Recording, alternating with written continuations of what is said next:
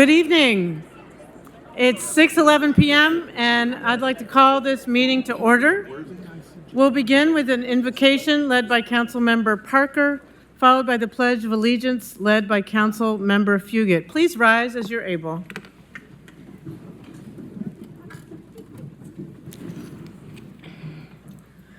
Tonight, may we open our ears and eyes, our hearts and our minds, so that we may make just decisions for the residents of the city of Knoxville. Pledge allegiance to the flag of the United States of America and to the republic for which it stands, one nation, under God, indivisible, with liberty and justice for all.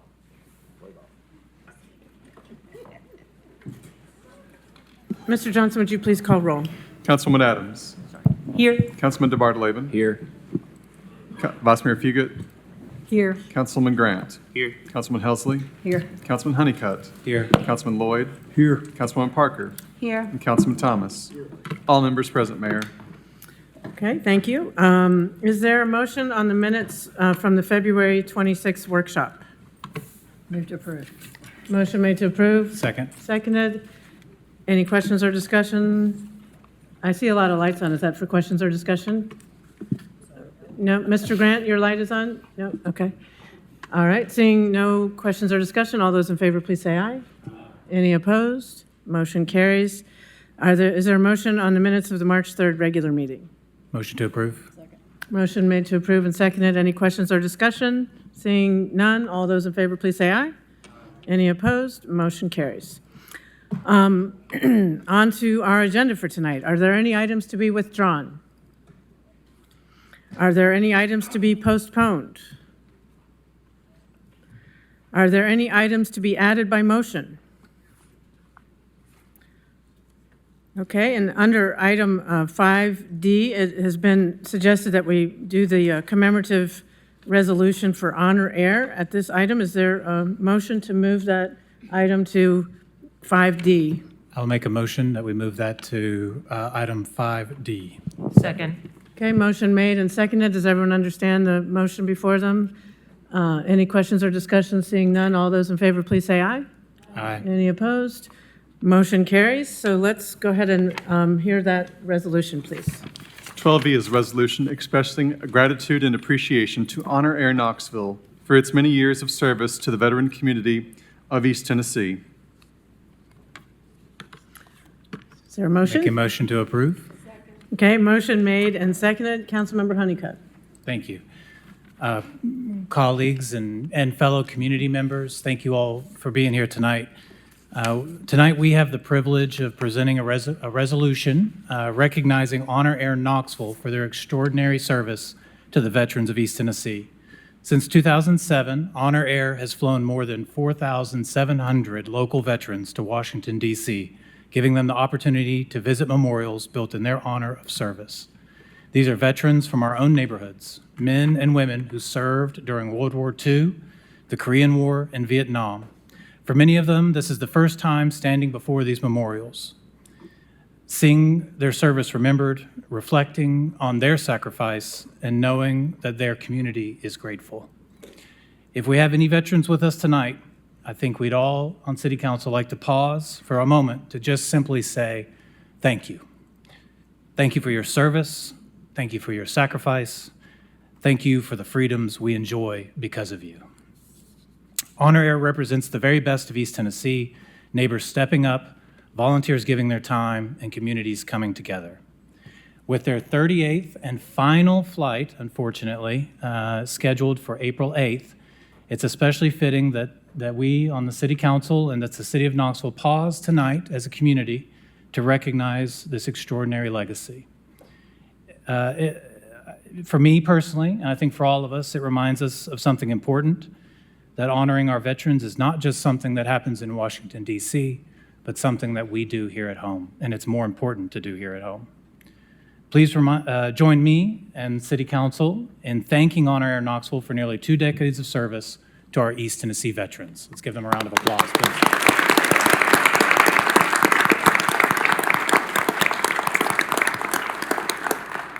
So at this time, I know Eddie Manis, who is the founder and chair of Honor Air, couldn't be here tonight, but he has sent Joe Sutter and a group of veterans and people from the Honor Air team to be recognized this evening. So I'll join you guys, ask you guys to come to the stage for a photo op with City Council and the administration.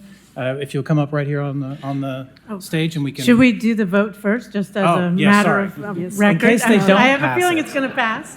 We should do the vote. Oh, and there's a few other Yeah. council members who'd like to share Oh, their and- comments. and speak, yes, I And then apologize. we'll invite you up on the stage to receive Yeah. the Thank you. proclamation. Vice Mayor Fugit. Thank you. I would not be a very good military wife if I did not ask those veterans in the audience to please stand so that we can thank you and acknowledge you. Yes.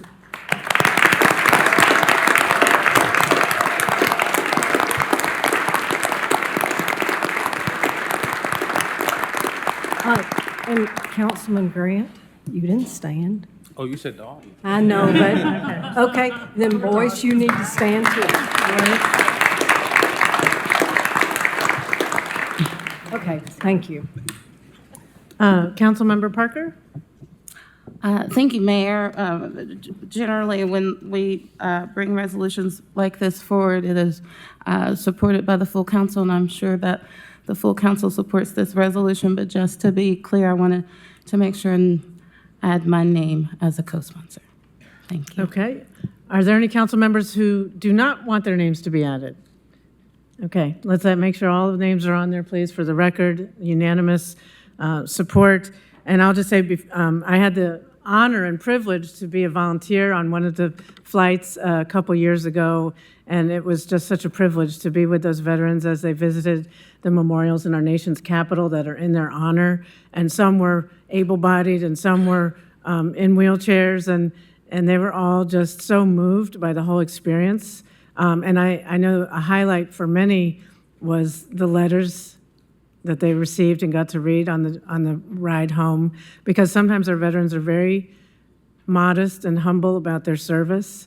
And so to be recognized in that way was incredibly meaningful. So to all the many volunteers over the many 20-some years that this has been happening, to Eddie Manis, who has been a leader of this group, and to the people who are going to be receiving this resolution on behalf of Honor Air, the City of Knoxville thanks you. The City Council, we're very, very grateful, and we look forward to one last send-off and welcome home on April 8th. So, any further questions or comments? All those in favor, please say aye. Aye. Any opposed? By acclamation, it passes. If the individuals here representing Honor Air could please come to the stage. If you wanted to say anything before we take pictures, we'd welcome a few comments from you. We really appreciate all that you've done. Well, thank you, Mayor and City Council.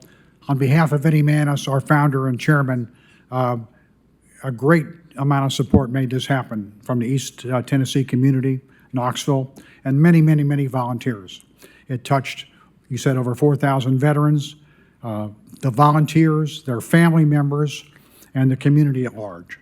If you were ever at a welcome home at the Knoxville Airport, it's pretty moving. And on behalf of all of us, and certainly Eddie Manis, thank you so much. Thank you. Let's welcome them up on the stage for a quick photo. And if there's any veterans in the audience that would like to come up and attend and be presented as well, please join us.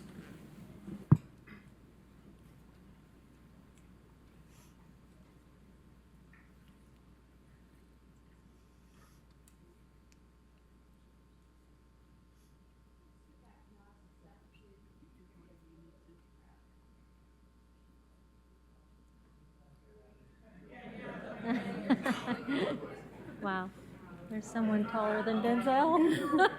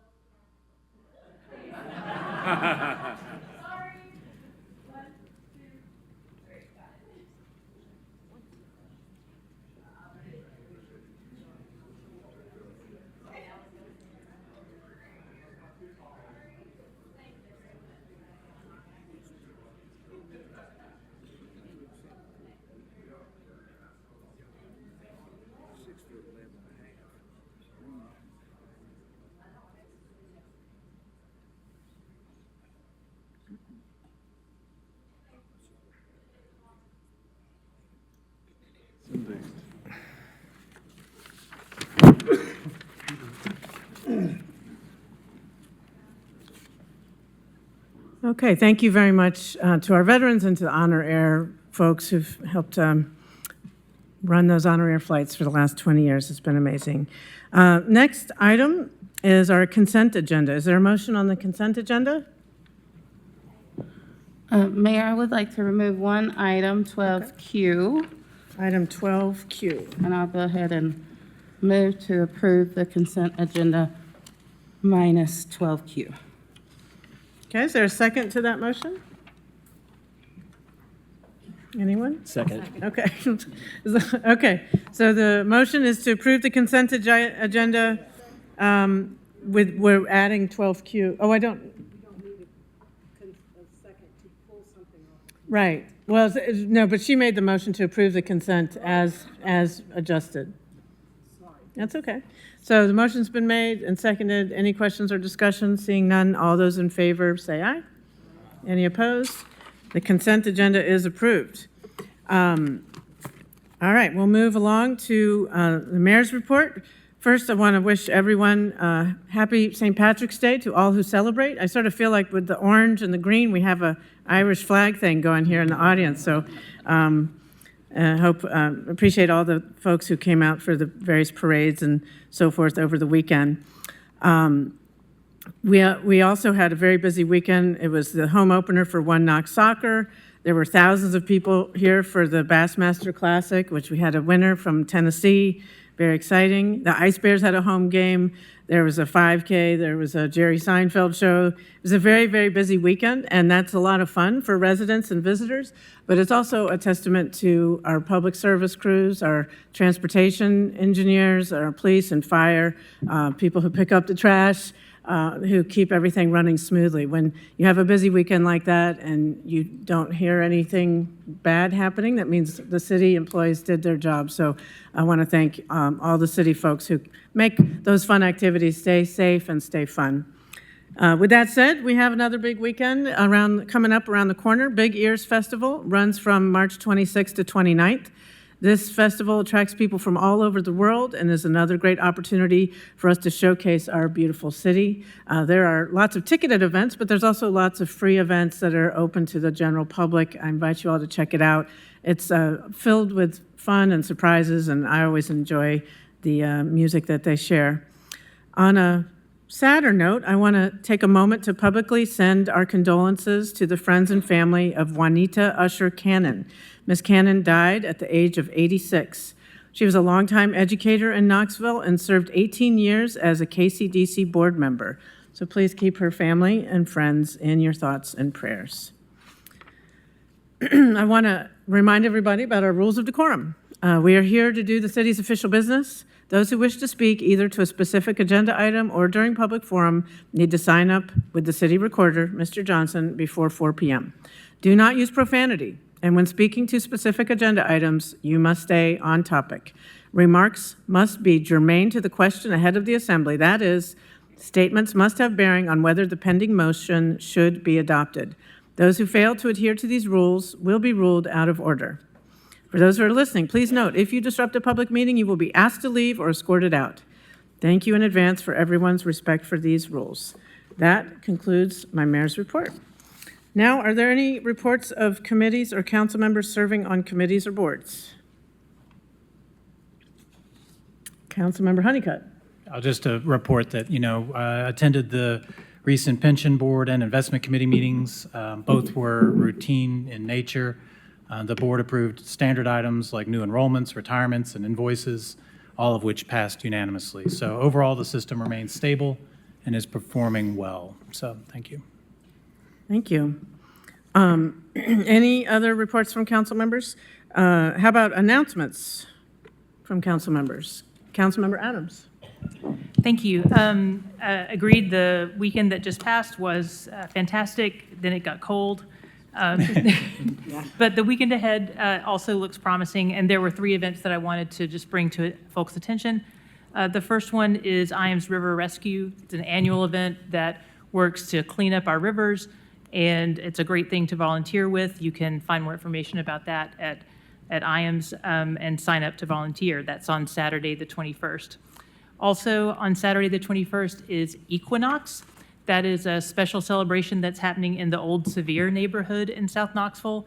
And it will be a free all-day event with lots of activities going on, including a community bike ride, Tai Chi down by the river, and a fun run, and many, many other things, including vendor markets. So if you're looking for fun stuff to do on Saturday, that'd be a great place to go. And then one other event that I wanted to make note of is on Sunday in the South Haven neighborhood by the Maynard Glen baseball field. There is a community tree planting and free tree adoption that Trees Knoxville is putting on. It's on McClung Avenue, and the tree planting is from 2 to 4, and tree adoption, which that means you can get a free tree, is from 4 to 5:30 p.m. Thank you. Vice Mayor Fugit. Thank you. I just want to announce that that March 26th, that Thursday, we will be having, City Council will have a workshop and get an update on our affordable housing, or our housing programs, and the work that the city is doing with homelessness. And so that will be at 6 p.m. in this room, and will also be live streamed. Thank you. Thank you. Councilmember Honeycutt. Thank you. Just 2 quick things. One, I would like sort of piggyback on what a great weekend we had with the Bassmaster Classic last weekend. I don't know if anyone out there actually was able to attend, but tens of thousands of people came into Knoxville. Great for local businesses, great for our community. It was fantastic. And a thank you to Visit Knoxville, KPD, all the city staff that made it possible. The logistics behind it is incredible.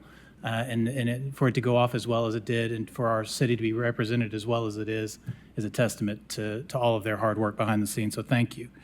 Second quick announcement. This Friday, March 20th at noon at Camp Honey Coffee, we are doing coffee with city council members. So as many of us as possible, not all of us can be there because of schedules, will be there Friday just to have an informal meet and greet and conversations with people. So Camp Honey's near Lakeshore Park, for those that don't know. If you can't make it, there will be future opportunities, so stay tuned for those. But hopefully some people can come out and join us. Just so you're aware, we can't talk about agenda items because of the Sunshine Law, but we can talk about the city as a whole. So please join us, and we look forward to it. Okay, thank you. Moving right along. Next item, please. 11D is a resolution of the Council of the City of Knoxville approving an appeal filed by David Hamilton for the Norwood Homeowners Group, Humberto Rodriguez for H&M Clinton Highway LLC, Morris Chasso of For Clinton, Tennessee LLC, and Jason Sorrell for Knoxville Combatives LLC, thereby overturning the decision of the Knox County Planning Commission to grant a special use application filed by CareCuts for a social service provider in the CH1 district for property located at 5200 Clinton Highway, 5th District. Okay, thank you, Mr. Johnson. I would like the appellant to please approach the podium. Well, thank you, you're already there. Just before you start, I want to just make sure council understands what the rules that you have are that I'm going to be enforcing here. The appellant will have up to 15 minutes to present their case. They can use as many or as few speakers as they wish. I would ask that each time there's a change in speaker, they say their name and address for the record. Once that 15 minutes is up, I will call upon the appellee, and they will have up to 15 minutes to state their case with as many or as few speakers as they wish. And then once that 15 minutes has finished, the original party will have up to 2 minutes for rebuttal. Then at the conclusion of these steps, council will deliberate and make a decision. Okay, any questions? Seeing none, we'll have the appellant go ahead and start. If you could start by stating your name and address for the record, and Mr. Johnson's going to run the 15-minute clock. Thank you. My name is David Hamilton. I'm an attorney. I'm at 1810 Merchant Drive, Knoxville, Tennessee, within about approximately a half mile of this facility that is seeking change that we are appealing. I've been directed to do the presentation, and I wanted to say a thank you before I begin to Mr. Swanson. Mr. Swanson sent me an email this morning addressing an issue, and his action helped to avoid unnecessary friction, and he deserved the commendation. And I don't give those away free. This is a difficult application of both law and virtue. I think it is an example of the corruption of virtue. And let me go through why this body should reverse the Planning Commission. Knoxville ordinance was hard fought and recently installed to replace a more, let's say, less flexible zoning opportunity for the city to grow. But it didn't stop the responsibility of this body or the Planning Commission from considering the different aspects of that hard-fought ordinance. As a beginning issue, under Article 16(1)B, page 372 of the ordinance, which is different from the PDF version if you're using the PDF paging system, because the pages are individually numbered. Care Cuts was not an owner of the property. They did not provide a lease. They were not properly before the Planning Commission to seek either a special use or any zoning. Mandatory consideration of the commercial site design is set out in Article 5(1)(a)(3) at page 56. And the site must be designed, I'm quoting now, sites must be designed to ensure safe pedestrian access from the public right-of-way and safe pedestrian circulation within the development. That's Article 5, Table 5-2, page 62. This project fails. There are no sidewalks. There are no crosswalks. This is a arterial commercial road, Clinton Highway. Most of you are familiar with this. And for this facility, which is pedestrian-centric at a highway auto-centric location, inappropriate. Sufficient on-site parking had to be established. This is required under various applications of Article 11, 1A1, and also 11.4.1, Table 11-2. I know that's kind of technical, but it drives home the point. This site fails. It only has 6 parking slots. Now, they're going to respond that they have this extra lease area, except the law requires that the appellant or the petitioner provide a copy of the lease so that it would be reviewed by the city law department and approved. That is Article 11.8 at page 325 and was not complied with. So this entity is left, and the underlying entity is left with an application of 6 parking slots available and ignored the requirement for having city law department review the lease and approve it. The spot zoning is an illegal use of zoning to the owner's benefit, but it's a very antithesis of planned zoning. This is an exception to create a pedestrian-centric location in an auto-centric area because it's virtuous. Haircuts, I've met with some of those individuals. While I have certain questions about some of it, I would say that they are very honest in their concern for the persons that they want to provide this service to. However, that virtuous approach does not address the safety concerns of pedestrians going across a street where there are no sidewalks, no other protective services that are available to pedestrians.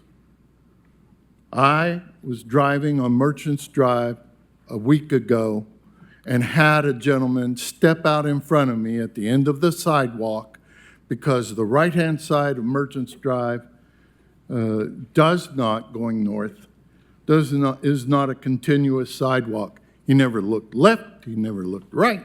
He just stepped right in front of my car. I had to stop and wait for the traffic to go around him and me before I could proceed around him. Just a few feet of difference, and I would have hit this guy. This is what we're talking about. The staff report relied upon MUCC, redevelopment of vacant or largely vacant shopping centers. Within 200 feet of this building is a brand-new Firestone that was constructed for, obviously, several $1 million.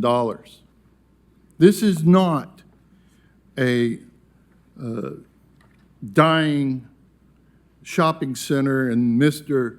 Morasasha, in his appeal, laid out that he did not appreciate that his Clinton Plaza was designated as a vacant or largely vacant shopping center.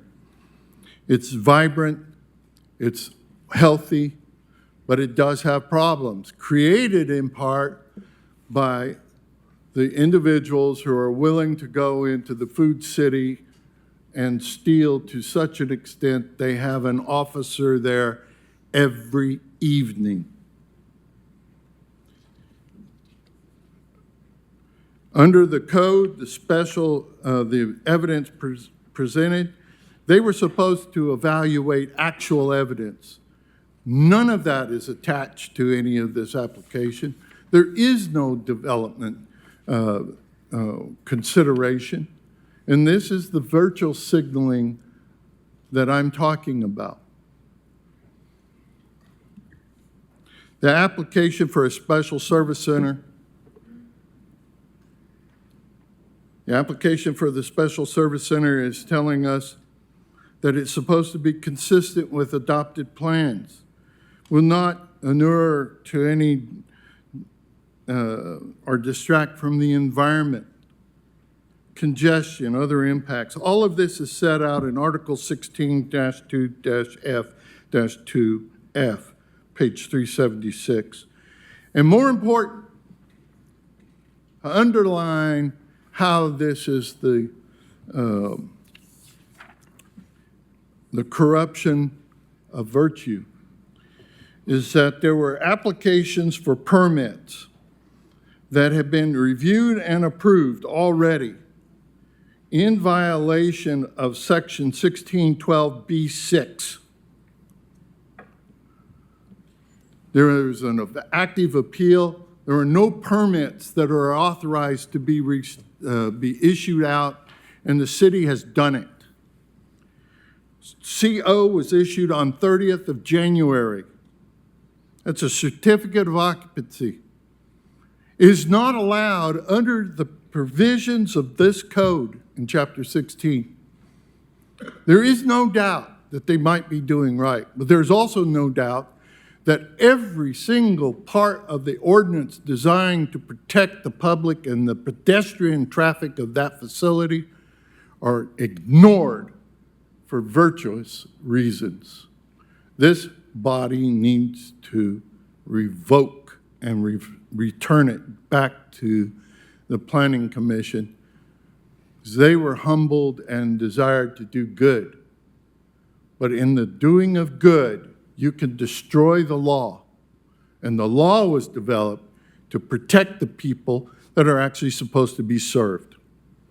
When asked what are these people going to do when the building closes, well, they go back to wherever they are at. In other words, they filter through my residential community to wherever they might have been drawn from. And according to their own analysis, they're looking at 80 people on Sundays, right? And we do not know what the traffic is going to be, but the point being that all of it is auto-centric area. It's going to be pedestrian-centric with no transportation. I would like to reserve the remainder of my time to be able to respond to anything from that might be raised that I'm not aware. Mr. Hamilton, you can use the rest of your time now, but at the rebuttal, it'll just be 2 minutes. Thank you. This body has a responsibility to uphold the law it enacted. You start making exceptions to the degree that I've laid out, then your ordinance has no real value as long as we have a virtuous reason. This body is not going to be picking up the people that might be hit on that road in the middle of the night because they're hanging out and around a place where they're in those sidewalks. They're going to be on the street. There are no crosswalks. This city's not paying for a new crosswalk at that location. Where's the petition for $100,000? And that's a low estimate for the cost of an active sidewalk. The buses don't help either. Why? They're more than a block away from this building. There are 2 bus stops. The sidewalks go up to Merchant Drive. They do not go towards the intersection which is present. When asked, who did they talk to? Carecut said they spoke with Mr. Mundy, and he objected. Morris, who's an appellant in this project, or in this matter, was not discussed with. The check mark on the form that they intended to talk to people was fulfilled by simply speaking to one property owner next door. We're talking about a belief system that they could ignore communication with the neighborhood. They wanted to communicate after they had already had this heard. This is the kind of conduct that none of you should support. This is the kind of conduct that causes neighborhoods to believe that there are winners and losers, and they are the losers. It is this body's obligation to refuse to allow for all of these misconduct events. There is no way that a certificate of occupancy could be issued without somebody in the whole system knowing. And I'm not even talking about the effort to return the fees that were paid. It was always signed off by several different individuals in the proper sequence. That is so disrespectful of the ability for us to go to this body. And yet it was done. Thank you. Thank you. Now I'd like to invite representatives from the appellee to please approach the podium. And as you come to the podium and start speaking, please state your name and address for the record. Just wait till we get the clock restarted.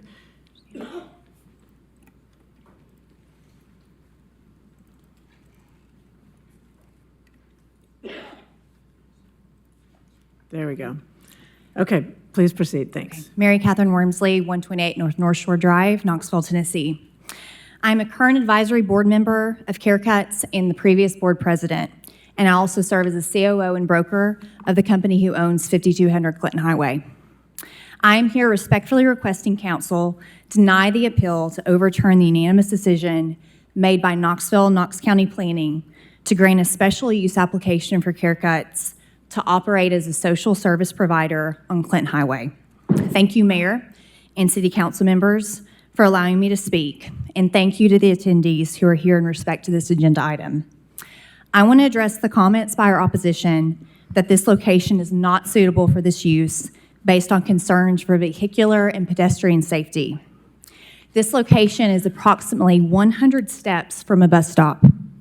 On top of its proximity to public transportation, we serve a transient population who know how to navigate the situation.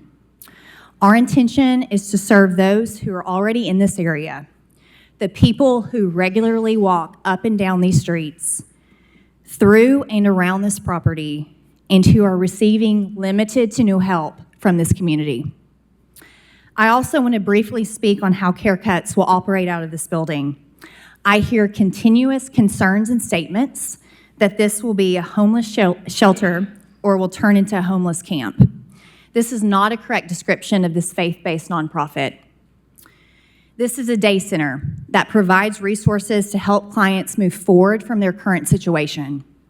This facility will receive clients during the day on Tuesdays, Fridays, and Sundays, and is staffed primarily by volunteers, between 4 and 8 people, and 2 full-time staff members. We estimate a maximum amount of 28 people inside the building at any given time. No individuals will stay the night. In the past 10 years, CareCuts has evolved, and we will continue to evolve. We are moving from William Street, located in the Mission District, to Clinton Highway to not only tailor our services, but to serve the large population of unhoused already in that community. Our intention on Clinton Highway is to act as a hub to reduce homelessness, not to promote or to add to it. CareCuts staff, volunteers, board of directors have spent a decade of learning what works. This facility is modeled after the day center in Johnson City, which is operated by ETSU's College of Nursing and has been in existence since 1981. CareCuts assists clients with obtaining Tennessee state IDs, birth certificates, both in and out of state. We act as a safe and secure mailing address for our clients. Haircuts, clean clothing, and laundry facilities are offered to those in need. We refer to numerous community providers and partners who assist with housing, mental health, and substance abuse programs. Church services, Bible studies, and prayer services are held on site, and we offer a computer lab and phone services during the day, along with a variety of other ways to serve our unhoused neighbors. I would like to mention these services would be allowed in the zoning without a special use permit if we were offering the same service to people that were not labeled as unhoused. Please consider this for a moment. If I were to open an office for someone to come apply for a birth certificate, it would be allowed. If I was to open a laundromat for someone to do their laundry, it would be allowed. If I was to open a hair salon, it would be allowed. I am here today because by definition, a social service center explicitly defines people transitioning from homelessness and therefore triggers special use review in this zone. This definition comes with a certain stigma attached to it. If that is not a pure form of discrimination, I do not know what is. The people we serve in our community are often in the throes of the loneliest, hardest points in their life. Some struggle with addiction, some struggle with mental illness, some may have missed a paycheck and lost their place to live. But these are human beings. The reality is that homelessness doesn't just exist within a one-block radius of CARM, Salvation Army, or other service providers. The reality is that it affects every part of our community, including Clinton Highway. None of our opposition denied that there was a large population of unhoused already in that area. Limiting resources in outlying areas because of a not-in-my-backyard mindset is illogical. The only way to help this situation is to meet those experiencing the struggle where they are, both in location and by creating trust. This opposition is built on fear. Fear of the attraction and increasing the already existing problem. Doing nothing because we are fearful is not the right approach. Limiting outreach efforts will result in watching the existing situation multiply. As a community, we should not fear doing the humane thing by taking care of our underserved and unhoused neighbors, especially when those caring for them have a decade of experience, a multitude of community support and partnerships, and countless success stories behind them. I will not ask my friends to stand out of privacy that are here today, but I have many here in support that CareCuts has helped move forward from homelessness. While so many see fear, let's change our mindset to see opportunity. Let's change our actions to alter the course of another human being's life. Thank you for your time and attention. I respectfully request that you deny this appeal and uphold Knox County's unanimous decision of support.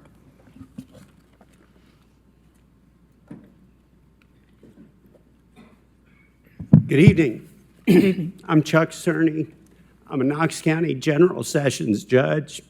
I'm the Recovery Court judge at Knox County. I started the Veterans Treatment Court, and I recently started, with the help of other stakeholders, our Mental Health Court in Knox County. Let me take a second to say howdy to so many friends that I have known on this board, and say howdy even to the folks who are opposing this. Mr. Hamilton's been a good friend for a long time. He's a nice fella, but I think he's wrong.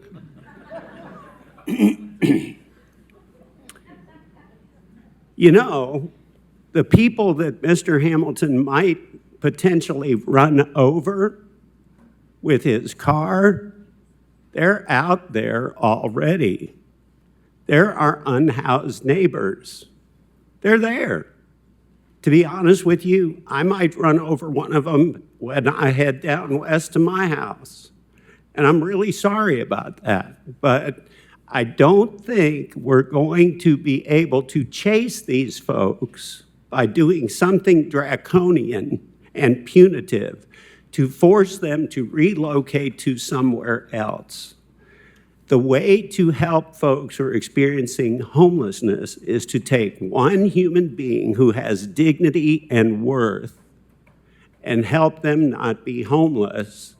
And once you do that, then you have the opportunity to try and repeat the experiment. I don't want to admit this, but I guess I have to. I don't think I have the compassion to actually interact with a human being who might scare me a little bit, who might be suffering from homelessness or addiction or mental illness. But I know who has that kind of compassion and who has done it multiple times. Marty LaRue Baker, the leader of CareCuts. And I know that those wonderful volunteers at CareCuts have helped lots of people not be homeless any longer, including but not limited to helping them get cleaned up, haircuts, helping them get their driver's licenses and birth certificates so they can get jobs, so they can get housing. The way we need to help this problem is help one person who has dignity and worth, and then repeat that experiment. The folks at CareCuts have done some wonderful things in the past, and they're going to do wonderful things for this community with your support. Marty Baker is one of the most unselfish and compassionate persons I have ever met. She has the support of law enforcement in this community, as the chief. And she has the support of many other nonprofits and agencies across this city. I'm proud to say that our mental health court, which I started, has worked with Care Cuts, and some of our folks are doing so well, they're even volunteering at Care Cuts to help homeless folks when they're participants in the mental health court. Listen, don't make this decision based on the fact that Marty is such a sweetheart.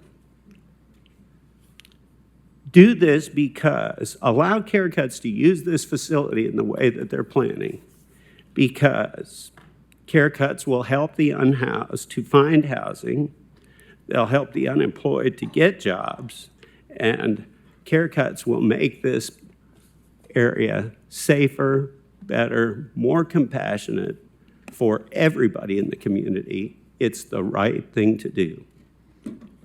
Thank you for listening to me.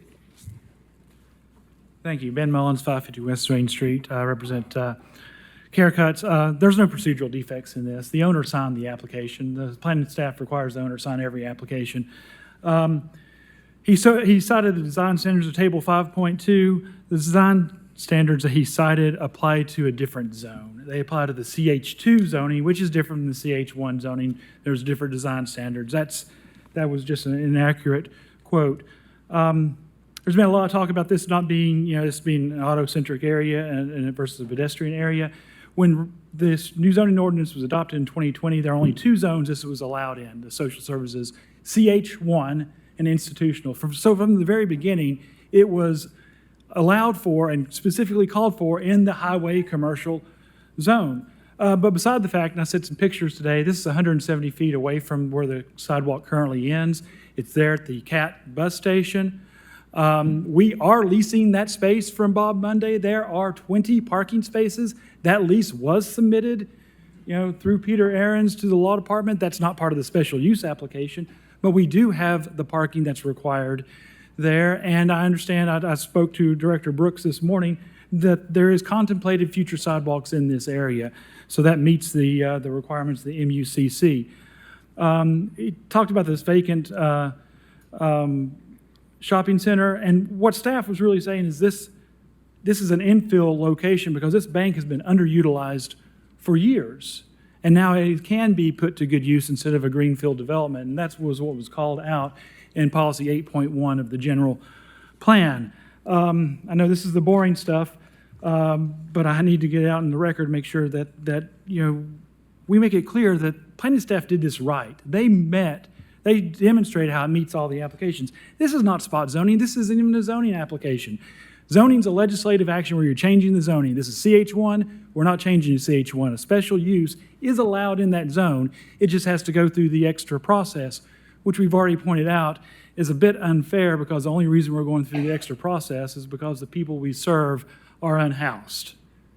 Everybody else getting these services who have a home, who are not suffering from some type of disability or addiction, can get these services at this location permitted, go get their permit. And speaking of getting the permit, that was done because there was a permit issued conditional upon the appeal process to the Board of Zoning Appeals because the law department and the director of zoning determined that this was actually exempt from zoning because of the Religious Freedom Act of Tennessee and RLUIPA of the federal counterpart. That's not before us today.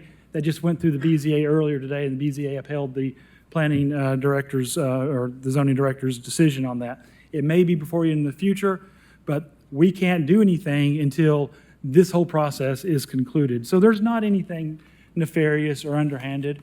We followed the rules every step of the way. Staff laid out in detail why this meets all the requirements of the special use application. I expounded upon that in my letter that I sent to you all, and I do appreciate the opportunity to meet with the neighbors. We met with them for about 2 hours, and I think that there were some things that were addressed that were beneficial. And the biggest thing is with regard to the safety is our number one priority. We care about these people more than anybody Haircuts cares about these people more than anybody. They want to keep them safe. They know how they, where they are. They know they help provide them rides when needed. They help, make sure they can get there safely. And they have a tremendous track record in their current location, which is right across from one of the most popular pizza restaurants in town, and hasn't affected their business one bit. It's not going to affect these businesses one bit. Mr. Hamilton's anecdotes only go to show that these people that need this help are already in the area, and we're willing to help them. And we're willing to help them within the confines of the law. And we've met the special use application. Staff laid it out. You can rely on staff's recommendation as material evidence to support your decision. There's case law on that. So I'd ask that you uphold this decision. Thank you. Thank you, Mr. Mullins. Mr. Hamilton, you can come back to the podium. And you may have up to 2 minutes for rebuttal.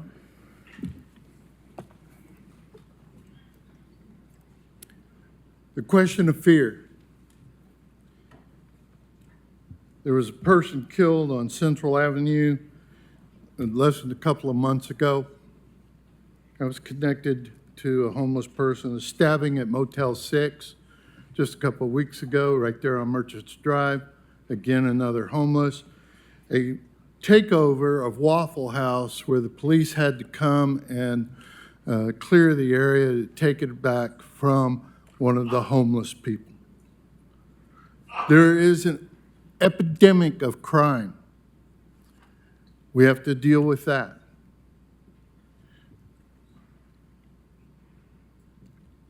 It is this claim that there's going to be 28 people a day and how they're going to park. Well, we know there's 6 parking spots. I've counted it, and I don't count 20.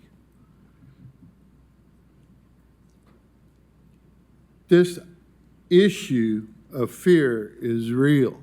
It's not helpful when the city refuses to follow its own rules. Doesn't change the analysis.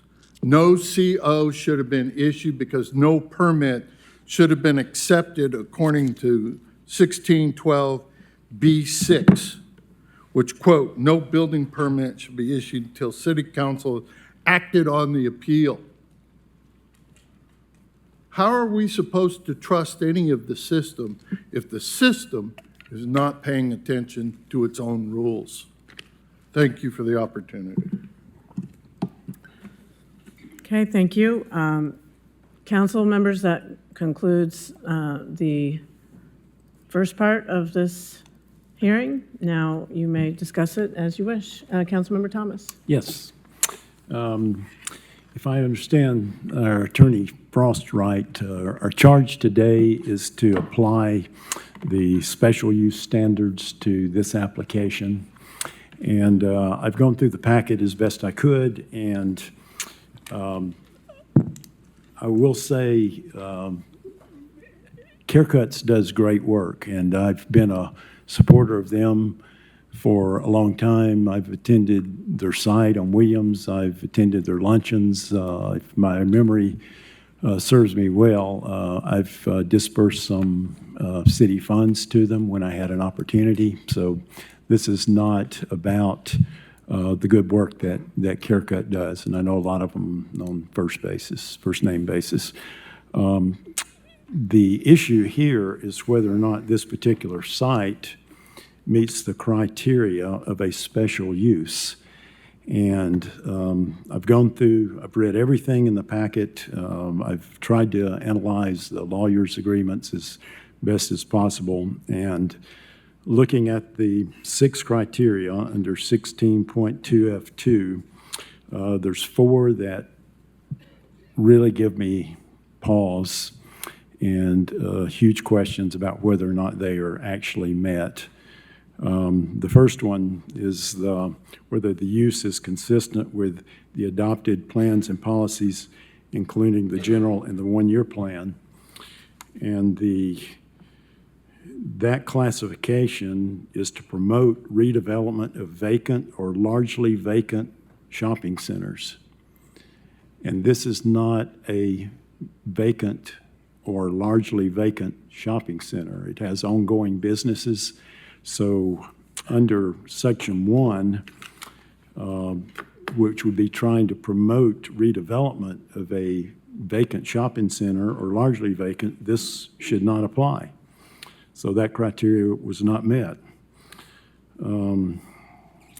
Whether it has the use in harmony with general purposes and intent of the zoning code, says the CH1 district is intended to accommodate high-intensity commercial uses of a predominantly auto-oriented character.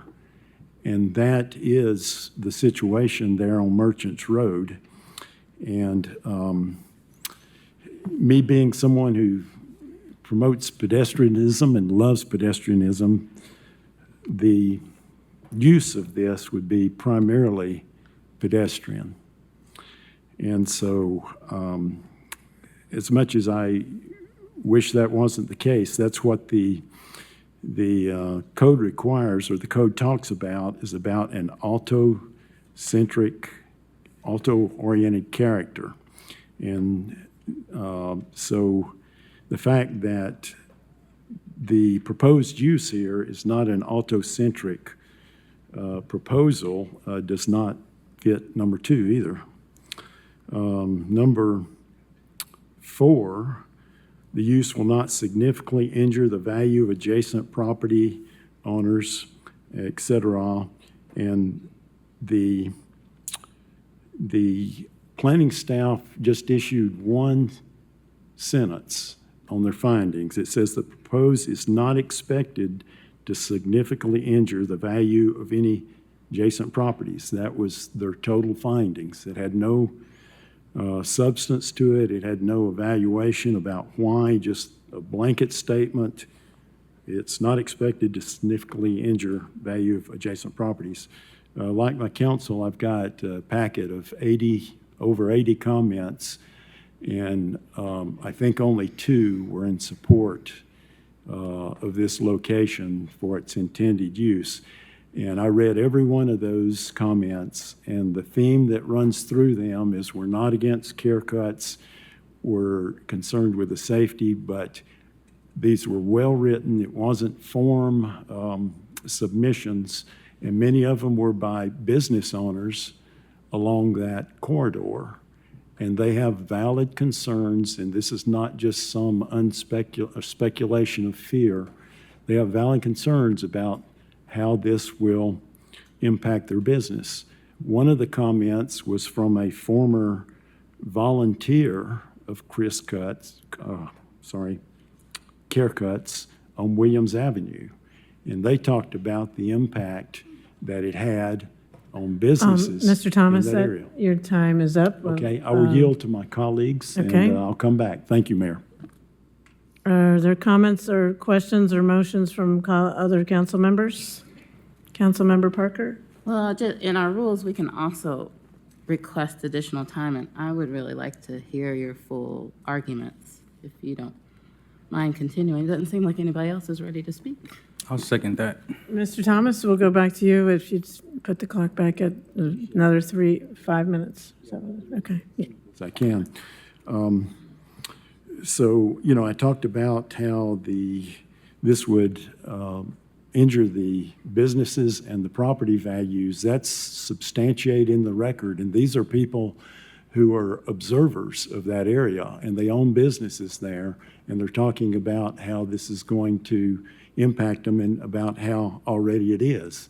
And basically, the situation we're in, I was a council member when all this happened, and I could see it before my eyes, but it was when Blackstock, the housing area around Blackstock, was, they did a sweep, and it forced all the homeless out of Blackstock because of complaints from neighbors there.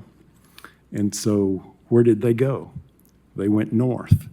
And so that's when I started hearing complaints about these issues that have been spoken from the podium, and I hear them consistently, and this happened after the the Blackstock camp was cleaned out.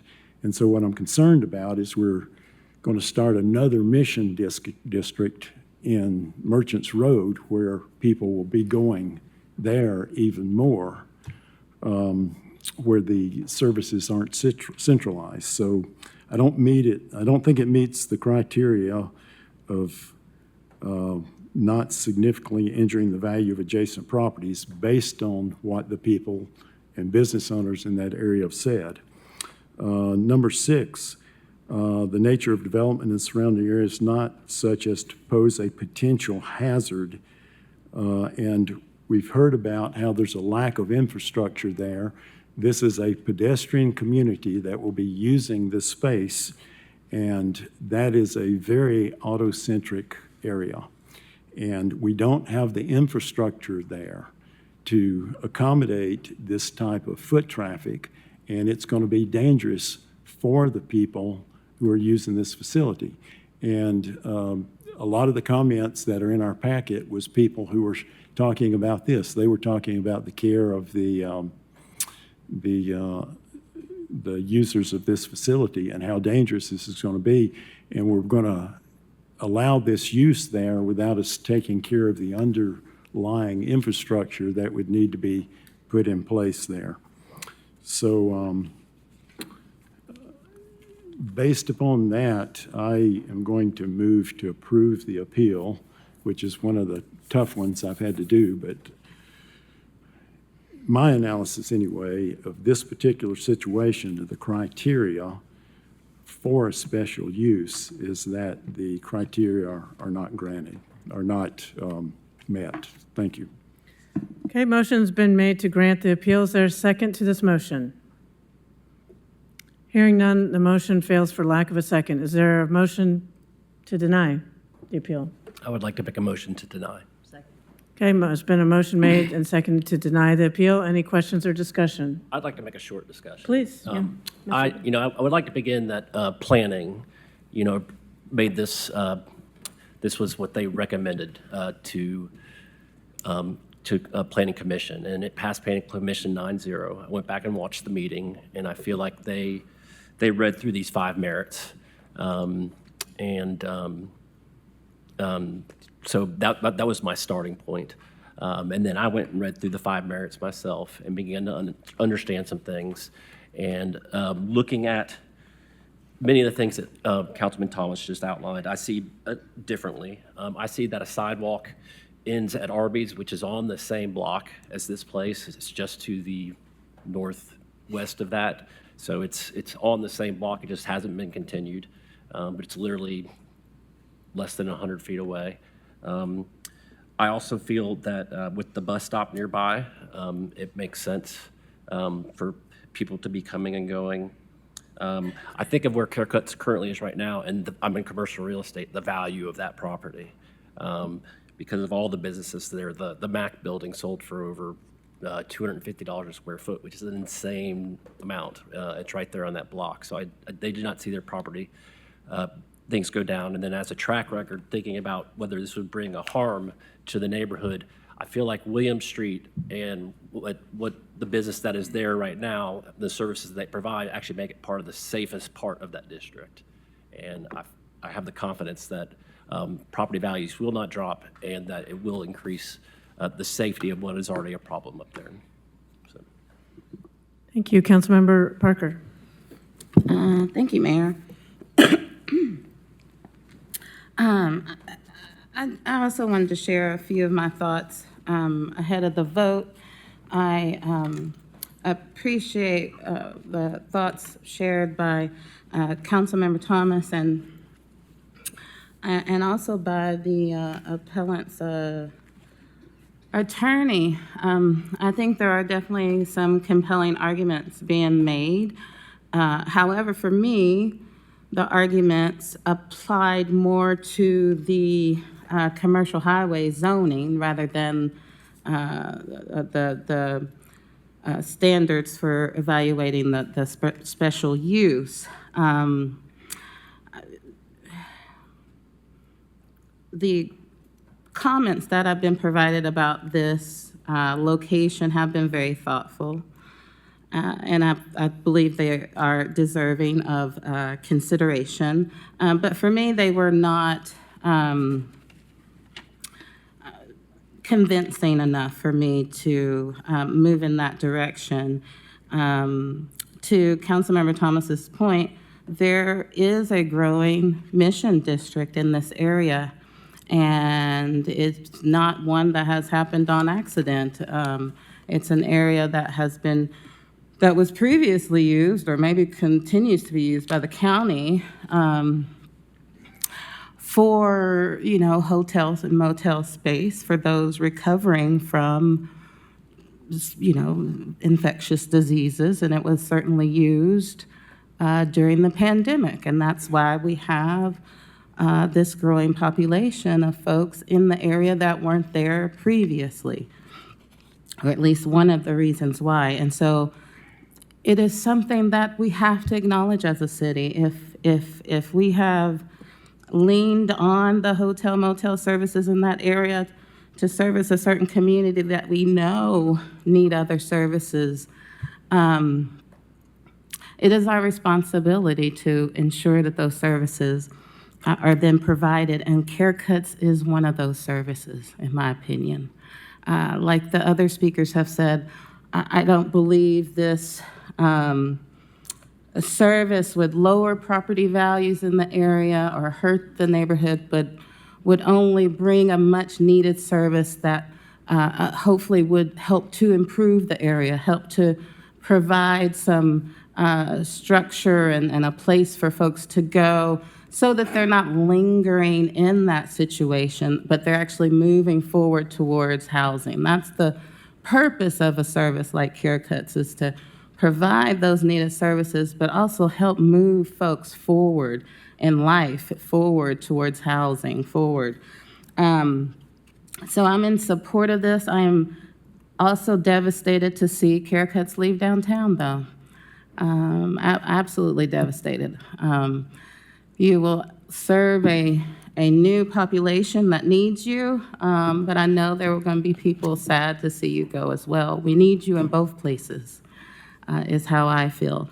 But I do believe that this meets the standards for a special use, but I think that these issues of how we're using our highway commercial zoning should be considered, in future discussions, because these services do make more sense in these walkable communities that we are developing throughout the city, and we don't want to only zone them for highway commercial, regional commercial, 5-acre large institutional plots. Like, that is our responsibility to relook at our zoning code. We're going to be going through it soon, and take into consideration what is best for these services moving forward. And I do believe they need to be in walkable communities, but for this issue today, I do believe that it does meet the standards, so I plan to vote in favor.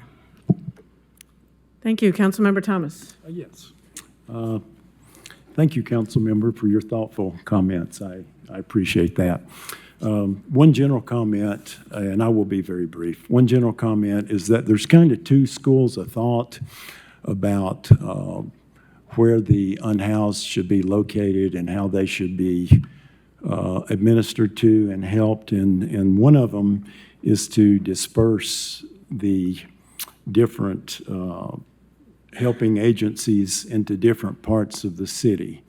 And that's a valid school of thought.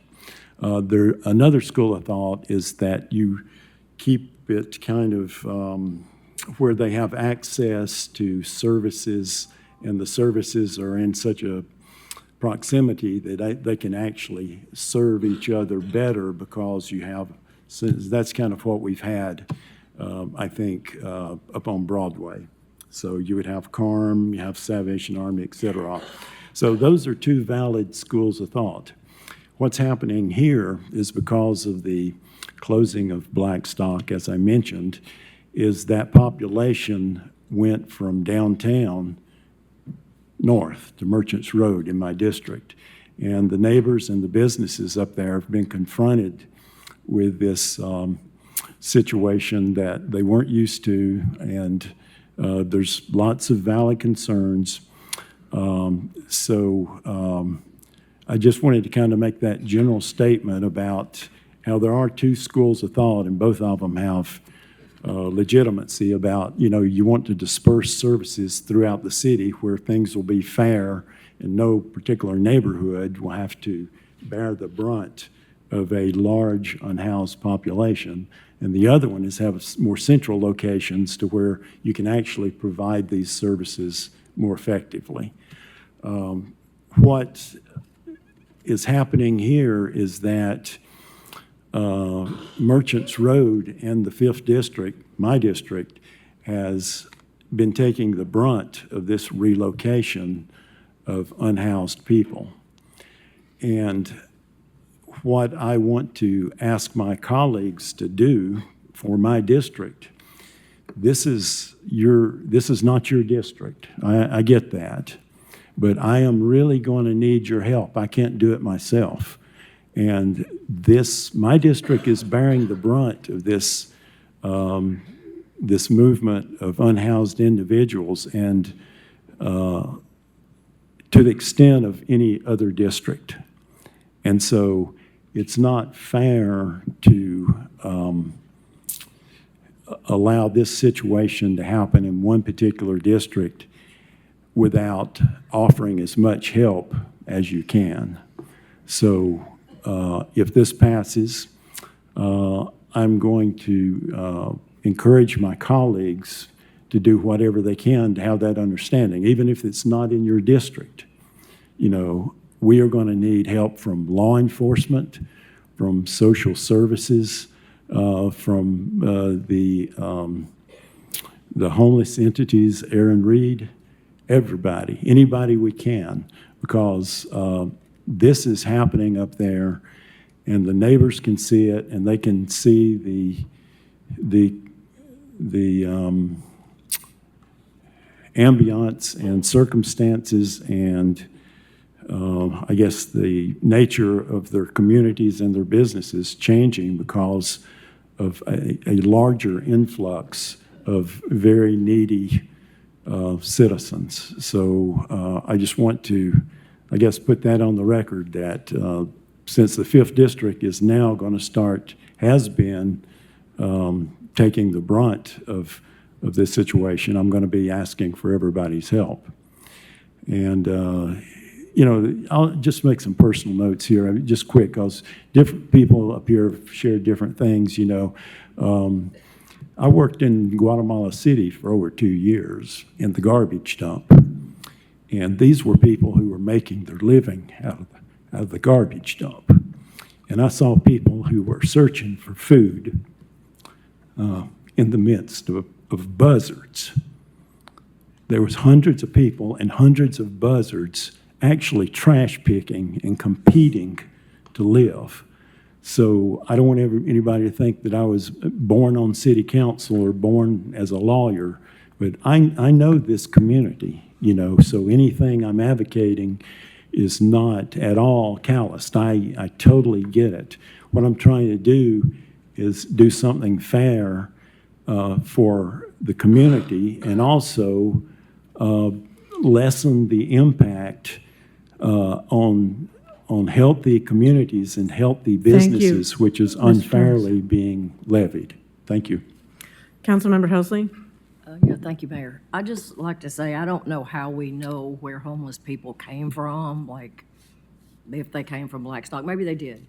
But I think all parts of town have issues with homeless people. I live in South Knoxville, and there's a lot of homeless people in South Knoxville. I think in the meantime, I think the criteria has been met for this appeal. However, I feel like as a city, we just have to do something. It's not just in one part of town. So they do have the Mission District downtown, which does serve people, but the ones in the other parts don't have service, and they're still there. I mean, for God's sakes, Cokesbury Methodist Church down near, they're way down deep west in the county, and there's homeless people all over down there. So I just think we have a problem we need to rectify at some point, but I don't think any part of town is exempt, and I will wholeheartedly support haircuts. Okay, the motion before council is to deny this appeal. Councilmember Thomas. Yeah, very quickly in response to Ms. Healthy, I know that there's a homeless problem all over the city. I get that. But what we're seeing in this particular area, and I know when it started happening, it's when we cleaned out the camps under Blackstock. Anybody in Merchants Road can tell you. And I don't think there's any other part of the city that is taking as many unhoused individuals and has a need for the city to help the situation than there is in North Knoxville. Thank you. Okay, any further questions or discussion? Seeing none, just as a reminder, a yes vote is to deny the appeal. All those in favor, please say aye. Any opposed? The motion to deny carries. Council members, there's been a couple requests for a brief recess, so we'll reconvene at 7:35. And those of you who are leaving, please take this opportunity to leave quietly and stay if you're welcome to stay if you wish. Okay, Mr. Johnson, if you could proceed with item 12F. 12F is a resolution authorizing the mayor to execute any and all documents necessary to award a total amount not to exceed $213,499.71 in Opportunity Youth Program grants to 13 community-based organizations to support programming for youth and young adults in the city. Okay. Motion made to approve. Is there a second? And seconded? There are several people who've signed up to speak on this item. We'll start with the three who've signed up to speak in favor. First is Matthew Zing. Matthew Zing, if you could come to the podium, state your name and address for the record, and you'll have up to 3 minutes to address council. Hi, my name is Matthew Zing, 118 South Central Street, Knoxville, Tennessee. Thank you for having us here today, Mayor, council members. I am Matthew Zing, as I already said. I am the co-founder and executive director of Two Bikes. We are one of the proposed nonprofit recipients for the Opportunity Youth Grant, and I'm here to speak in favor of our organization and specifically our bike school program.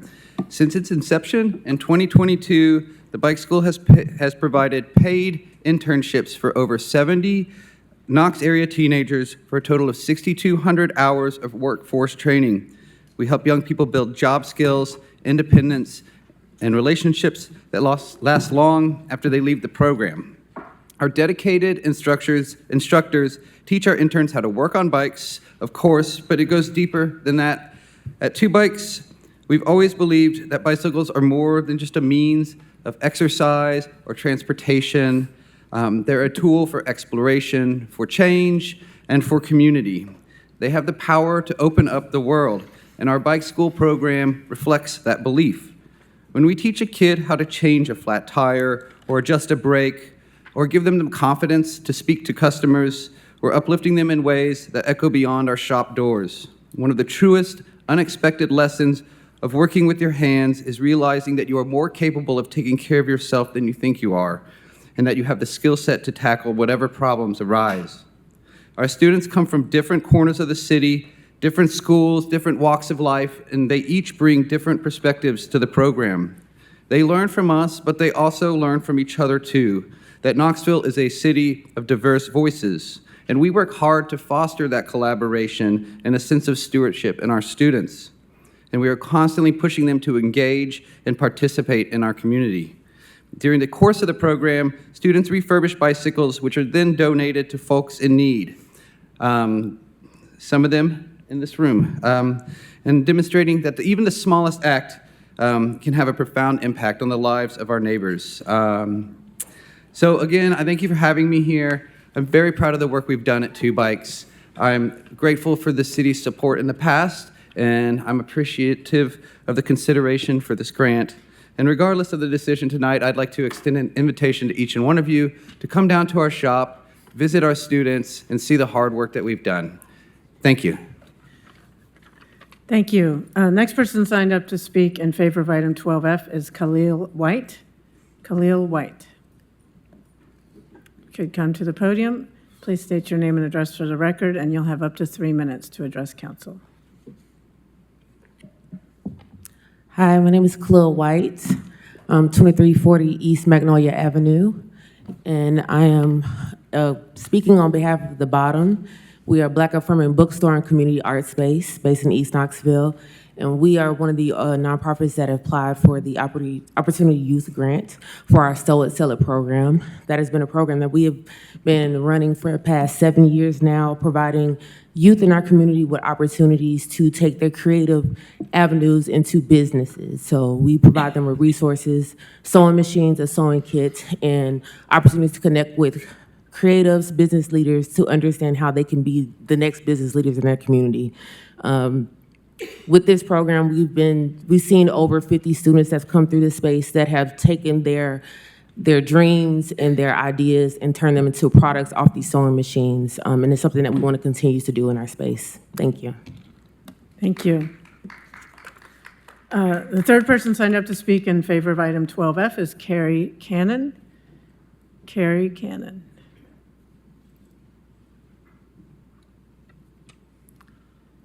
When you get to the podium, if you could please state your name and address for the record, and you'll have up to 3 minutes to address council. Hello, friends. My name is Carrie Cannon Smitty, 2247 Western Avenue, Knoxville. I'm with the Community Action Committee, and we are at Western Heights. I'd like to briefly highlight the impact of the Opportunity Youth Engagement Grant and why continuing funding for programs like this Pathways Grant is so important for young people in our inner city communities. Through this grant, the CAC last year provided 2 cohorts of 15 hours of career readiness and workforce development programming to the youth in the Western Heights neighborhood. Over the course of several sessions, 20 students completed that program and graduated with new skills, confidence, and a clearer vision for their future.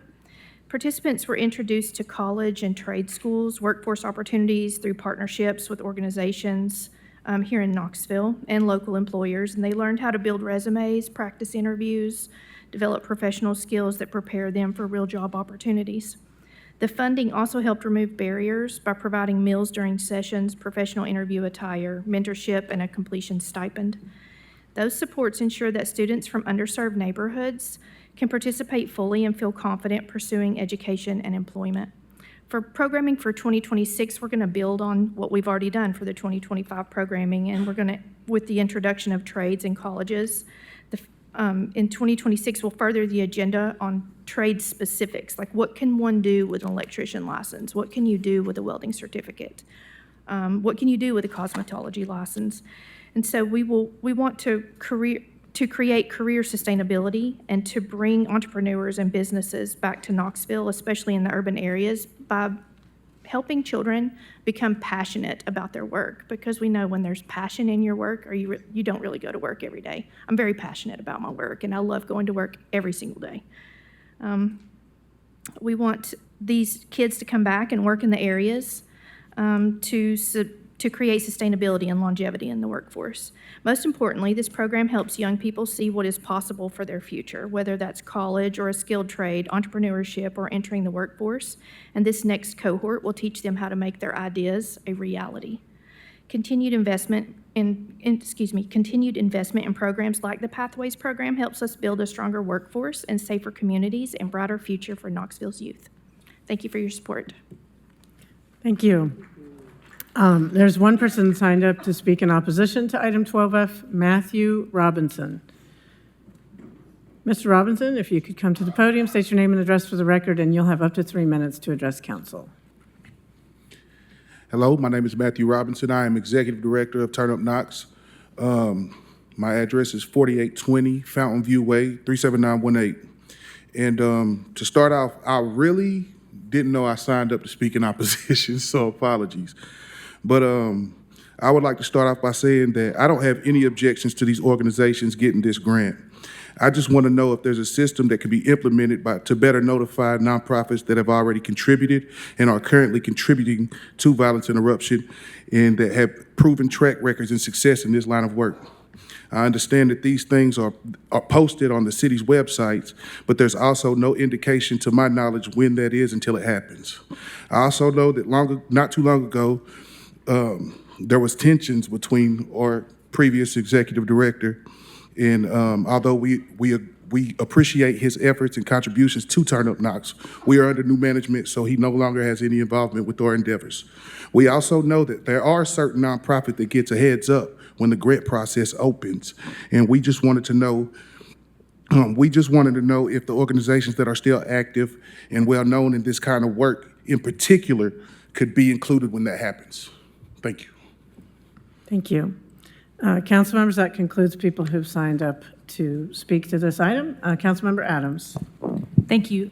I want to say special thanks to the folks who came to speak. I've had direct experience with the Two Bikes program. Several youth that I know have gone through that, and it truly is a changing force to provide that kind of confidence in all the ways that Matthew Zing spoke to. I see the transformation that happens there, and it's a group that I think that does excellent work with that support money. I also want to say thank you to the bottom. You've got the best newsletter out there. You do really amazing things with the bookshop, and I'm really excited about what you can do with these funds. There's so many good organizations here.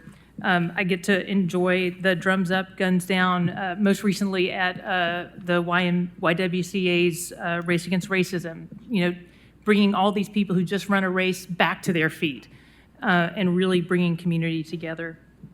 There's so many good things here, and I want to say thank you to all the organizations doing this work to try to help youth and show youth different ways, and would like to make a motion to approve. Second. Okay. We did have that already, and now we have it again. Thank you. Councilmember Thomas. Yes, I wanted to give a shout out to my friends at Two Bikes as well. I'm a frequenter of their office down in the old city.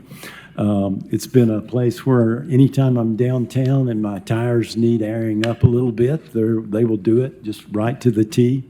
And also they've given me a good venue for spare parts. Like occasionally I run into bicycles that aren't used. I had about 4 at one time. I donated 2 of them to Two Bikes for parts. And they do a really good service. And one thing I've tried to think, what is maybe the best invention of humankind? And it'd be hard to think that a bicycle is not. It would definitely be in the running. You think about a bicycle, it's all good, low cost, transportation, exercise, clean for the environment. And Two Bikes is doing all that stuff, and they're training people to work on their bikes. They're giving low-cost bikes to people. So I just wanted to give them a shout-out and let them know that they were really appreciated. Thank you. Thank you. Councilmember Grant. Thank you, Mayor. I don't think I would be myself if I didn't speak to some things that I feel like a few of us are up here thinking. I want to start by saying last Thursday I had an opportunity to meet with Crossland, who is the audit committee that the city has entrusted to do the city's audit. Our first audit committee meeting was February 18th, and there were some findings, obviously some findings and some things that we need to fix. But after having that conversation with Mr. Hunter last Thursday, I have to be honest.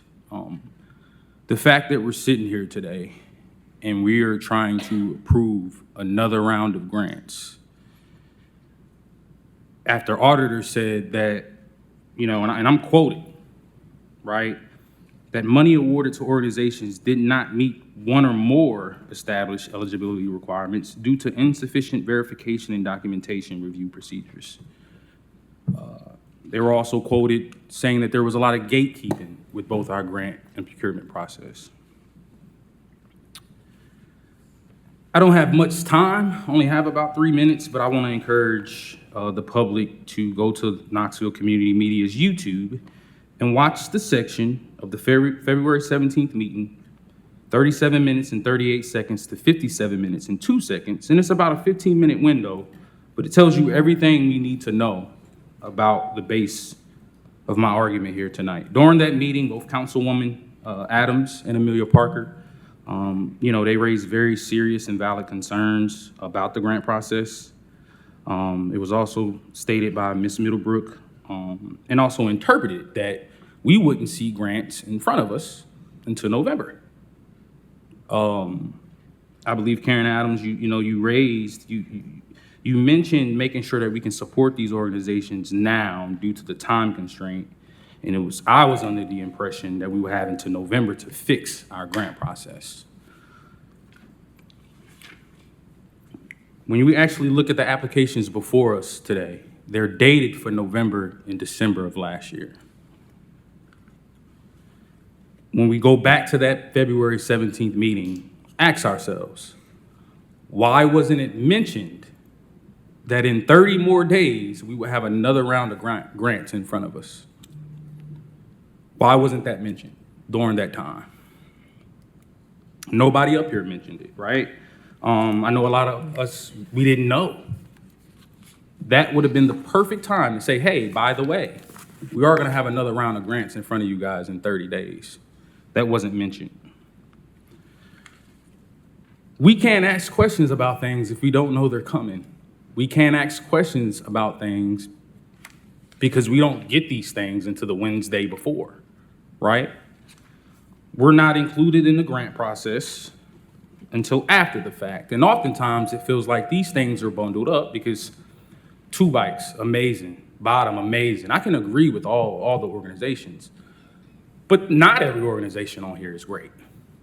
And I have personal experience, the community has experience, and oftentimes there's these silent private conversations that we want to have behind the scenes, but when we get on Front Street, we don't want to have them, right? In order for things to change, the same conversations and backdoor conversations that we're having, we need to be able to have them in front of the community. And that's gonna create some type of uncomfort at times. But we have to understand that we have to have these conversations. If you're thinking about the long-term impact and engaging with the youth and engaging with high-risk youth, right? We have to do this the right way. We've been here. The last council has been here.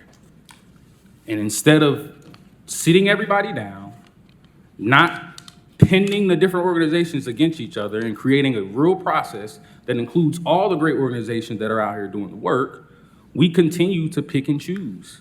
We continue to isolate the different organizations and not include them in the process. I was given the grant committee list, which I definitely appreciate receiving that today. And there's 4 members who make the decision. Janae Patterson, who's with Knoxville Utility Board, former director of the Education and Youth Services for the Knoxville Urban League. Michael Johnson, who's with Emerald Youth Foundation. Rami Amir, University of Tennessee student, and Samantha Riddick, who is the executive assistant for the Office of Community and Safety and Empowerment. These are the 4 individuals who sit on the grant committee for this process. Mr. Grant, I'm going to move on to one of your colleagues, and you can return to your comments after Thank you. Your time's up. I think Vice Mayor Fugit may have been next. Thank you.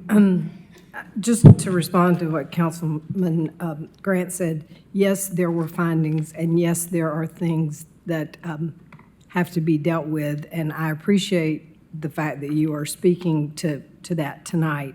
I will say that tonight, and you did not say you don't want to approve these, but I will say that tonight, all these people have been in the grant process before the findings came out and before the audit committee heard them, and there is a process in place to address those issues, and the audit committee will audit the new processes as we go forward the next round. But I do plan to support the ones tonight because those folks were following the process, whether we agree with the process or not. These nonprofits were following the process that the city had in place. And I appreciate the concern about making more effort for everybody to know about them. I also run a nonprofit. You know, unless we check a lot of places, we don't know what grants are being offered. So I understand that concern, but I just was going to say that I intend to support these because these are worthwhile organizations, as are others who did not get grants or did not apply. But I don't want us to somehow not feel comfortable doing these. Like, a finding was that somebody's, some of it is a paperwork timing thing, and it should not happen. It should not happen. But I don't want to punish these people tonight for doing the process that the city laid out before it, and it went through the current grant process. We may or may not like the people that sit on the grant review committee, but city council has never had a part in being on knowing who the evaluators were. That's up for discussion as well, Mr. Grant, if you want to have that. But tonight, I just plan to go ahead and support these as presented. Just as a point of information, we are not waiting for future grant cycles to take corrective action. We've already taken corrective action, and these grantees have the corrective action has been done. They qualify or meet the criteria per the state and For the local new- law okay. and all the things. So Okay, thank you. we're not waiting to take corrective action. We've already done that. And also, we are very committed to having an open, transparent process. And this was publicly noticed. These dollars were approved in the current fiscal year.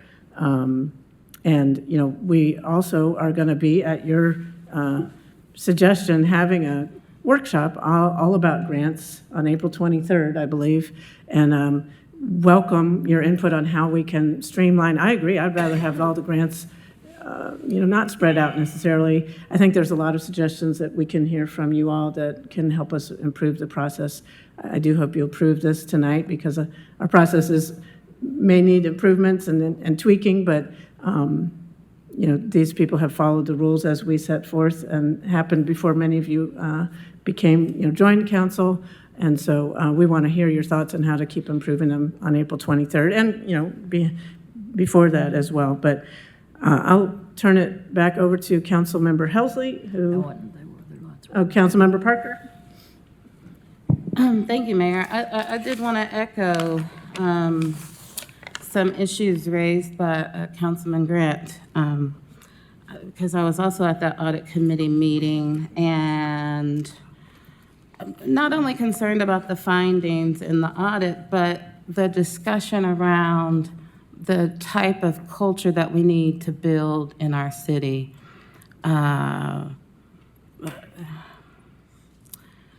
To address these issues. And it wasn't just about having new policies in place, but about the willingness to truly be transparent about those policies.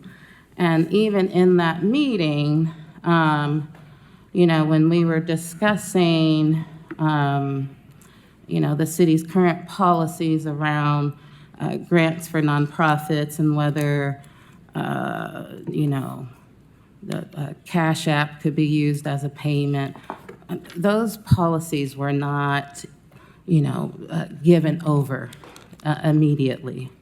And that was raised as a concern of the auditors. We must get to a point, to Councilman Grant's a point, where we can discuss these issues openly and transparently, and have a clear understanding of what policies we have in place for these grants, and how different organizations are learning about them. How much notice are they given? Is it the same time of year every year that the grants are made available? I still have questions around those, and I believe those are concerns that should be addressed.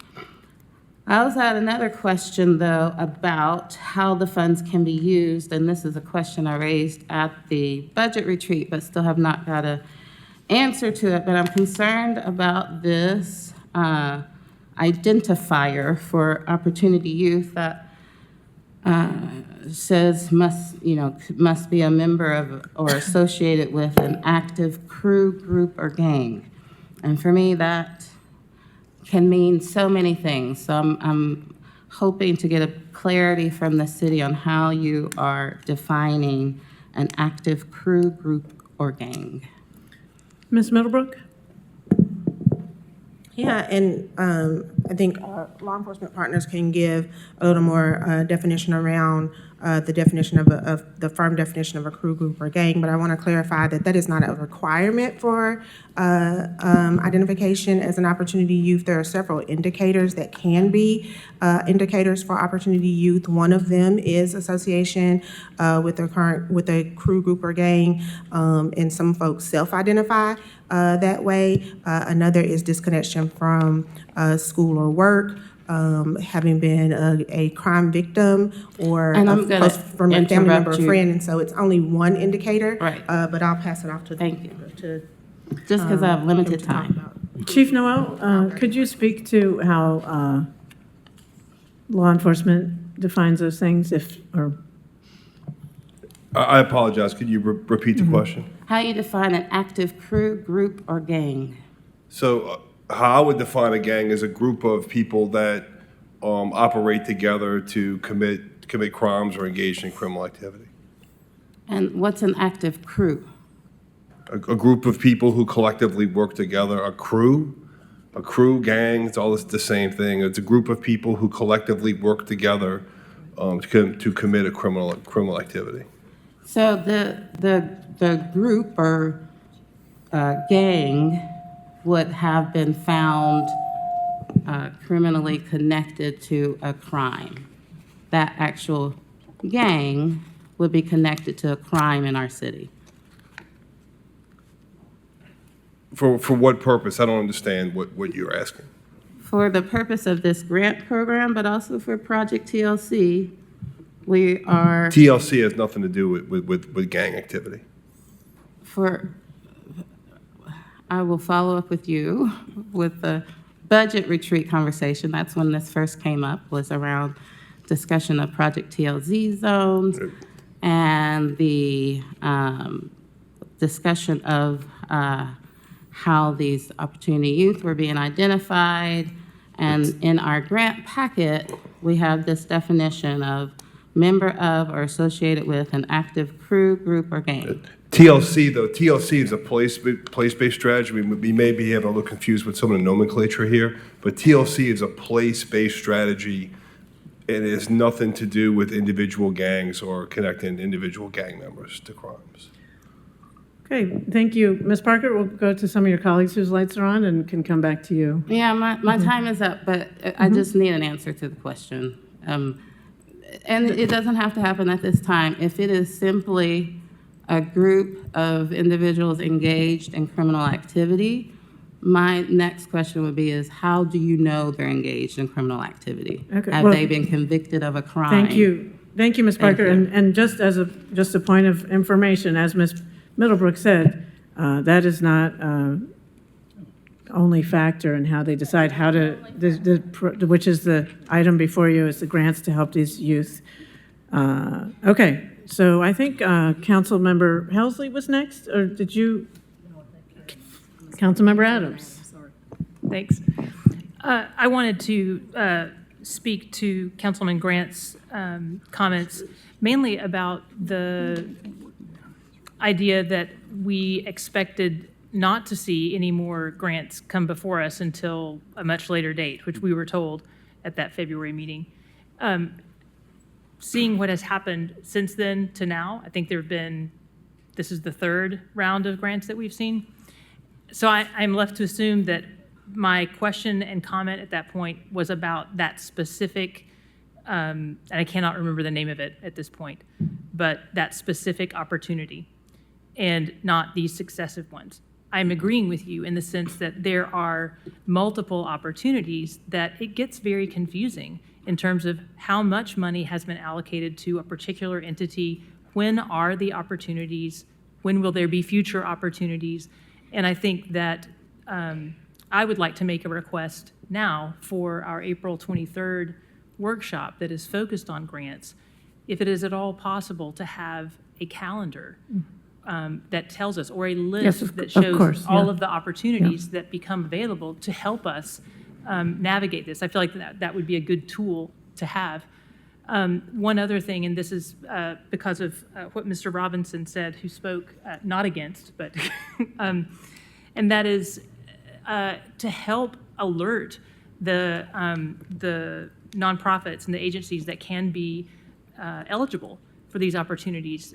There are probably many easy ways, like a quick text alert, like this is coming. And if you are an interested entity to be on that list, you get your phone in there and it's an alert, not just an email that you have to go, but a push technology that is sending something there so people are more aware. I think those are the kinds of things that we do have the opportunity for. And I just wanted to speak to your concern.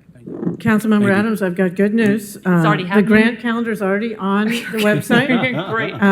You can Google City of Knoxville grant opportunities. It lists all the grants through all the different departments.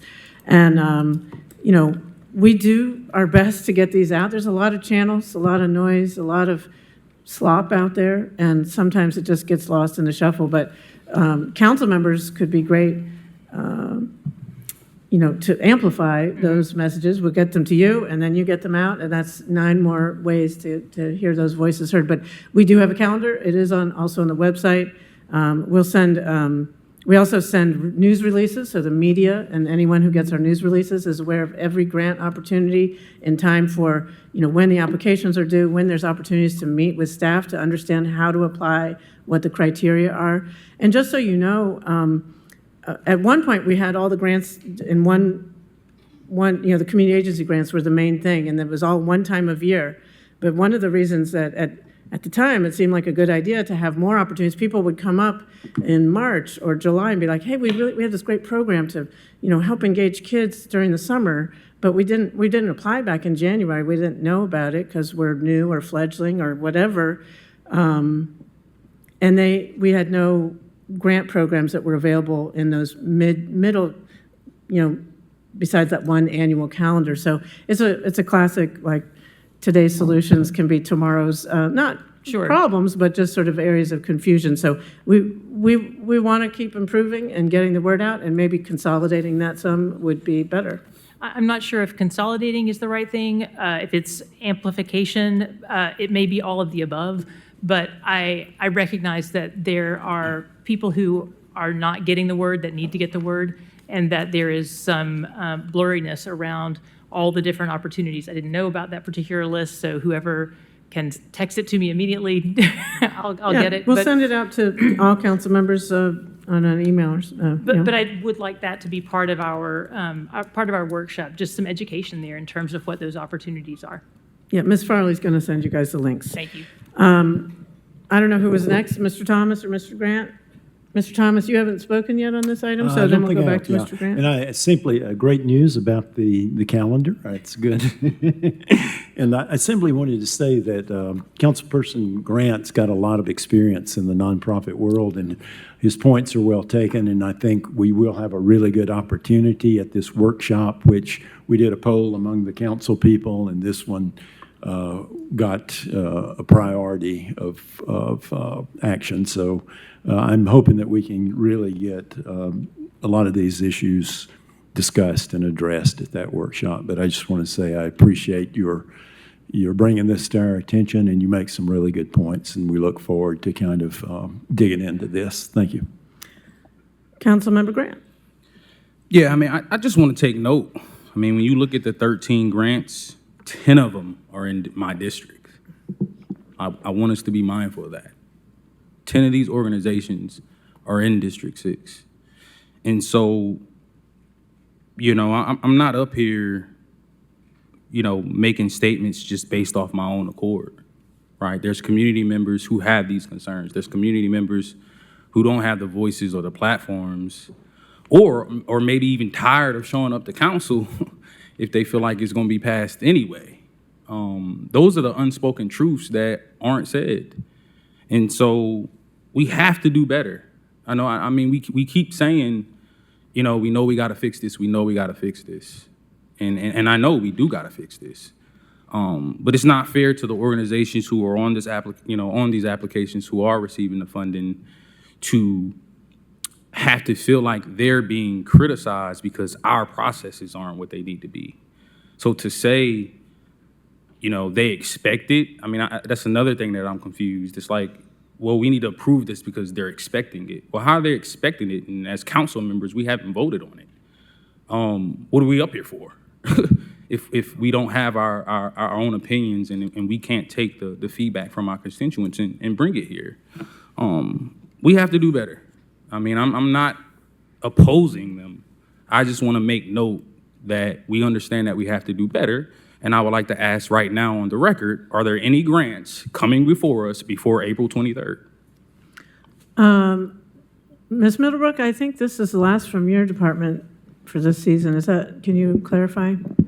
So, to clarify, I believe in the February meeting, the question was about our grant-making process and whether or not there was another application period being opened, and the answer to that was no, not until next year, because as has been noted, the application for these came in between November and December, which was the block time period for those applications. The review process is staggered because we have multiple committees reviewing different applications, and so it's based on when those can meet, and then also considering other items on the agenda and when it's best to bring items. And so all of these applications across the OCSC grant programs were opened and closed at the same time. In terms of other items that may be coming before council, the only things that currently, to my knowledge, remain open are the event grants that the Empower Knox initiative does, which is similar to our micro grant programs for other programs that folks can apply for on a rolling basis as their events come. If council does not want to see those grants at this time, we can go ahead and close that application for the event grant so that we don't bring anything else. But in terms of our larger grants, this is the last one. But they all opened and closed at the same time and were received at the same time. Well, let's, Mr. Grant, I mean, I think it's easy, unless someone on my staff can tell me that there's a pending grant that's time sensitive between now and April 23rd, I think we can say that there's not going to be any more between now and April 23rd coming to council for your review and approval. And let me know now if that's Mayor? That's not, yes. We do have, I believe, challenge grants coming Neighborhood from challenge grants? Neighborhoods. Okay. Thank you. Or, I'm sorry, Neighborhoods. from Parks and Recreation. Okay. Coming before us on Okay. March the 31st. Okay, so there will be the Neighborhood Parks and Rec Challenge grants coming for your review. Those are, again, those have been around a long time, and they're pretty small dollar amounts, and Yes, the total is if I believe I'm correct, I think it's less than $25,000 in total across a number of Okay. different organizations. Any others that you know of off the top of your head? Yeah. I don't think Okay. so. Okay. But again, you know, sometimes we stretch them out just to, you know, have shorter agendas, but maybe that's not a good idea. Anyhow, we want to hear more about how we can improve on April 23rd and also continue the conversation tonight as you want. Council, Vice Mayor Fugit. Thank you.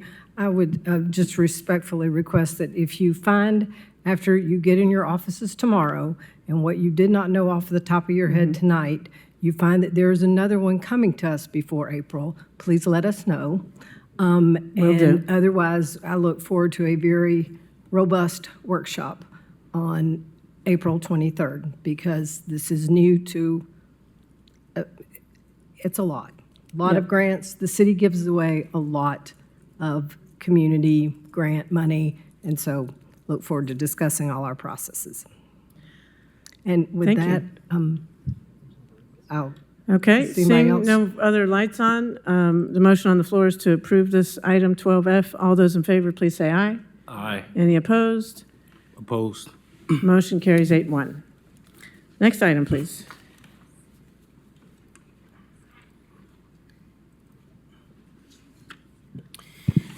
G is a resolution authorizing the mayor to execute an agreement with Connect Ministries to provide individual case management, wraparound social services, and emergency relocation support to individuals at high risk for being involved in community-based violence for an annual amount not to exceed $186,100. Okay, council, there's a couple people signed up to speak on item 12G. We'll start with those in favor. First is Monica Reed. Ms. Reed. Thank you, If you could Mayor. state your name and address for the record, and you'll have up to 3 minutes. Monica Reed, 3615 Martin Luther King Jr. Avenue, Connect Ministries. Connect Ministries has been in East Knoxville for nearly 20 years. We have reviewed the proposed contract for the office from the Office of Community Safety and Empowerment, and Ms. LaKenya Connect has the capacity to execute the terms of the proposed contract and the scope of work. Connect is a community-based resource where people come to find some hope. We are excited about the possibility of being a part of this team violence reduction in an effort to stabilize our streets here in Knoxville, knowing that the participants that are enrolling are those who have voluntarily come to say that I want to change my life and the promise for a better life for me and my family. Proverbs 23:7 says, "For as a man thinks in his heart, so is he." We want to provide a space for participants to think for a change. This Stabilizing Our Streets program and partnerships formed with various organizations, including the McNabb Center and others, to make this program successful.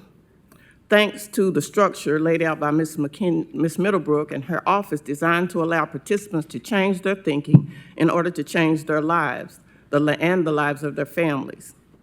Any programs that are going to be successful must have dollars allocated for support services necessary for the participants and their families, to include intense case management, and with a lot of walking alongside and a lot of hand-holding through every phase of this program that they enter for a new life, the new way of life. And I just want to say that Connect Ministries is doing this in the city, and we are trusted messengers, one of the trusted messengers of the city. And I just think that the structure that's laid out for the weekly reporting and the weekly gatherings, to have all of the partners come together to share what's happening and share participants' work that we do. Every department needs case management, because you case manage for Connect, you can't do my case management, I have to do my own. And so every entity that's a part of this have to have all the pieces in their organization to hand walk these people through this process. And so we just thank you for the opportunity for Connect to be a part of it and come to speak today in favor of this contract. Thank you. Thank you. Next person signed up to speak in favor of this item is Jen Comiskey. Ms. Comiskey, if you could come to the podium, state your name and address for the record, and you'll have up to 3 minutes to address council.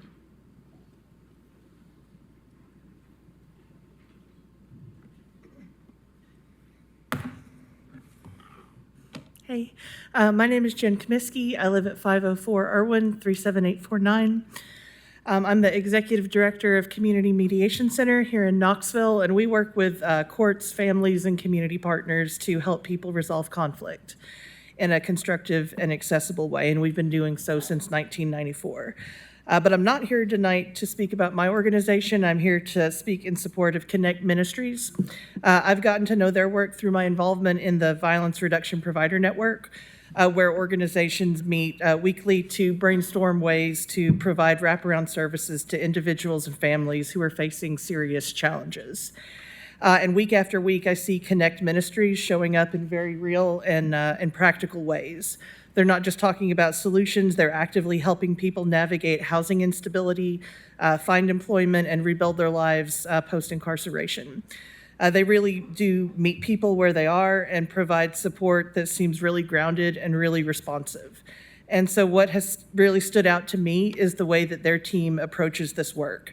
They're thoughtful, creative problem solvers, and they're willing to step into complex situations and help people move forward.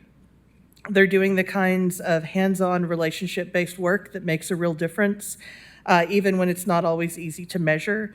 They seem to understand the real barriers that people are facing, as well as understanding the systems that people need to navigate, and are willing to walk with people through that. So from my perspective, they're a strong and reliable partner in this community, and their work contributes directly to stability, safety, and better long-term outcomes for people here in our community. So I just wanted to take this moment to show up in support of their work and just share what I've seen firsthand from them. So I hope they're able to secure this funding so that they can continue to expand the good work that they do. Thank you for your time. Thank you. Council, there's one person who signed up to speak against this. That's what he's categorized on my sheet. Mr. Robinson, Matthew Robinson. You're not speaking on this, okay. That concludes people who've signed up to speak to this item. Councilmember Grant. Thank you, Mayor. Deja vu. There's a few council members up here who was in this very position last year when the city decided to move forward with NICJR. NICJR has done good things. I won't take away the credit from that. But now I'm finding ourselves in the same position where we're not creating a process that's instrumental to the community. I can't take away anything from Connect Ministries in terms of the effort. They do more than what they just say. I never see them turn around anybody at the door. But that doesn't mean that what we have in place has benefit to the community in terms of providing case management to high-risk individuals. Again, I think the process needs to be better. I think we can do a much better job in terms of creating an ecosystem where you have different violence prevention organizations, where you have different wraparound services at the table, and controlling that table for the matter. I don't know. I think it's very disappointing for us to try to implement, the case management and wraparound services, emergency relocation. These are things that I can recall at the meeting last May that the current organization that we're contracted with is supposed to be doing. There hasn't been any conversation about that organization, right? So here it is again. It's almost like we're making a double investment in these services. At the same time, we're saying crime and violence is going down. Yet it seems like we're just trying to disperse funds rapidly, it feels like, to be able to address the issue. When I can speak firsthand that you can't throw money at the problem. When you talk about violence prevention work and community-based violence, I've been able to do it on a street level. I've been able to do it on an administrative level. And I've had the fortunate opportunity to be elected by my constituents to be up here on council to try to shape the different policy that we need so we can move forward with a better process. That conversation needs to be had. It needs to be had very, very soon. If not, we will have a problem on our hands. And so we have to stop putting Band-Aids on gun wounds. A 15-year-old just shot themselves about 30 minutes ago. I got a text message at Stop and Go, a 15-year-old. Shootings, violence in our community, to me, it's important. It's important that we address it the right way. And I just don't feel like the way the city is going about it is the right way. But I just wanted to get that on record. We have to do better. We have to stop putting a Band-Aid on the process.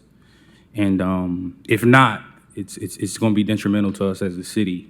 We will see violence go back up if we don't continue to do it better. Thank you. Councilmember Parker. Thank you, Mayor.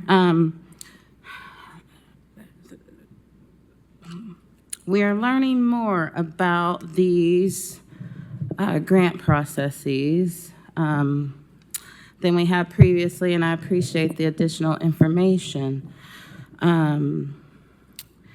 One aspect of the program that was just described, though, did raise some concerns for me. The weekly meetings and the support and the conversations. It depends on what these conversations look like. I've done a lot of work around education justice and around school discipline issues, and one of the concerns when it comes to school discipline is wanting to avoid creating a stigma around a child. So one teacher may have an experience, may have some disciplinary issues with the child.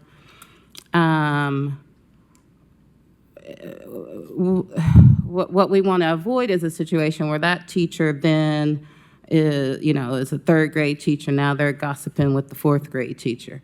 Now when that child goes off to fourth grade, that teacher is expecting certain behavior.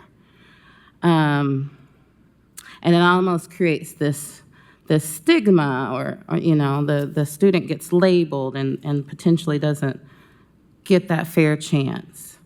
And I'm worried about that happening in this situation with how we're defining the youth and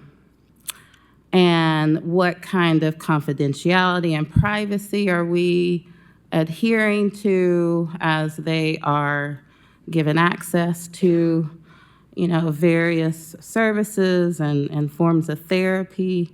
I think these are much needed, but I am a little concerned about how a more collective approach might give great support to the adults who are leading these efforts, but I worry about the privacy concerns for that child, the stigma that can surround that child, especially in a small community like Knoxville. So if you wouldn't mind sharing more about that aspect of the work, I'd love hearing it. Yeah, so for clarity, with regards to this service contract and the next that you will hear, they are contracts for direct services. As most of us know, the city doesn't do a lot of direct services, and so we connect with organizations who are doing that work in our community. Primarily, the participants in these services are not young people. Most of them are young adults, middle adults, older adults sometimes, so it is not specific to young people. All of the providers that are currently in our provider network, and it is a growing ecosystem of providers who can engage and effectively support the populations that we are looking to serve. All of them are in agreement with our confidentiality policies, where the discussions that happen in the coordination meetings are for the group and do not extend beyond that. And as individuals enroll in participation with different providers, each provider has their own releases of information that allow them to coordinate services or care amongst other providers that they may be working with. And so we are very thoughtful to adhering to the privacy concerns for individuals that are participating, but it allows an opportunity for folks who may be serving these individuals to identify gaps in services and coordinate with other providers to ensure that care is coordinated, that we are not missing opportunities to serve or sometimes even double serving in places and then leaving gaps in others. And so a lot of the folks who these organizations are engaging with are actually adults who can make those determinations and sign those releases for themselves. And they can talk more, the organizations are here that can talk more about what their processes are for ensuring confidentiality and privacy for their clients. And then as a follow-up question, none of the individuals who receive these services and end up being clients of Connect Ministries, none of that information is shared with KPD, correct? Correct. Their private information is retained as private information by the organization. It's shared with provider networks. The law enforcement does not participate in the service provider network. It's solely for service providers and City of Knoxville staff. Perfect, thank you. Okay, thank you. Just a little context for those of you who are newer to council is, when we had a surge in violence in 2020 and 2021, we, at the time, had limited tools, mostly law enforcement. And we realized that we needed community-based interventions, not just law enforcement, to reduce the violence in our city. So we started the Office of Community Safety. Later, that was consolidated with the Office of Community Safety and Empowerment. And then we worked on the various group violence reduction strategies with street violence interruption teams and community-based services, the Project TLC.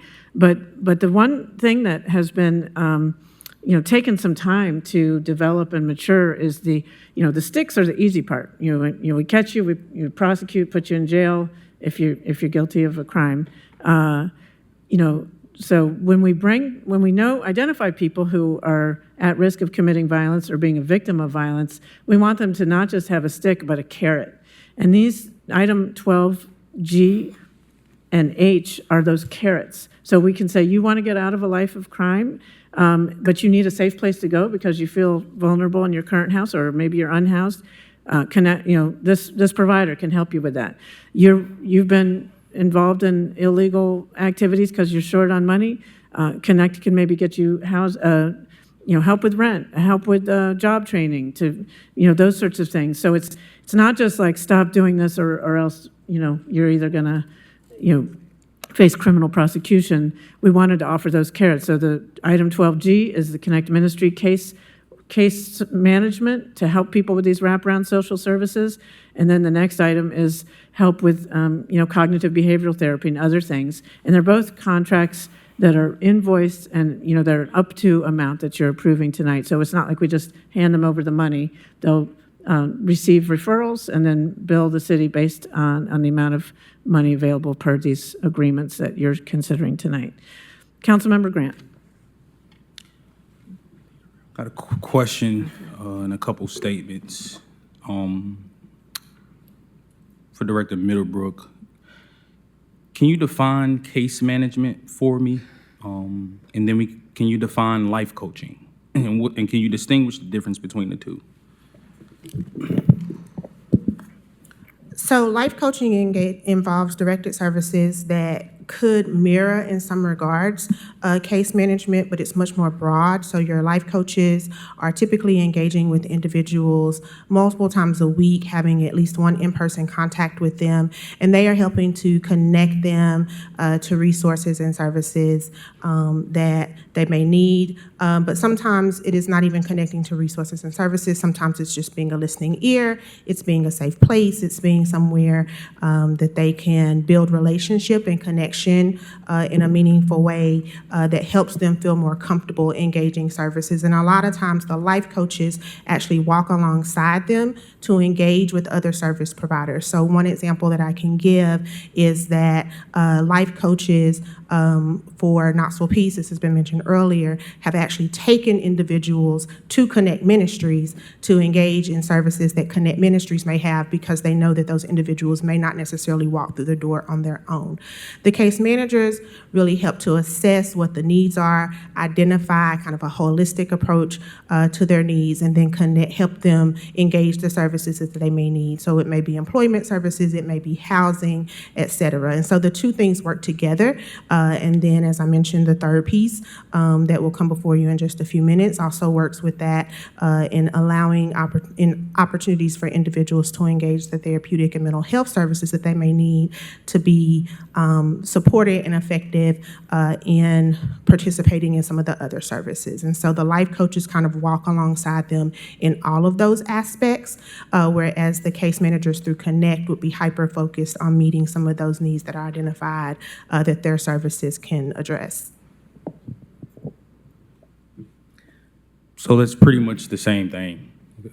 A case manager and a life coach, when you're talking about working with high-risk individuals, is the same thing. The point I'm making is we already have funding out here for life coaches that are working with high-risk individuals who are already doing the work. And so here it is, we're looking to duplicate the same thing, right? I don't know if we're just looking to disperse the funds for whatever reason, but it's just not making sense for us to duplicate services when I'm looking at the contract with NICJR and we have $225,000 out there already for 5 life coaches. There ain't enough high-risk individuals out there. There isn't. And so it's not making sense. And I hope, you know, I don't want to be the one to, you know, come off as, you know, trying to say that Connect Ministries isn't doing the work. Like I said, I don't think there's anything we can say about the program. But just be careful. Be careful, Connect Ministries. It's difficult work. It's challenging. When you're working with high-risk individuals, you do have to walk that fine line.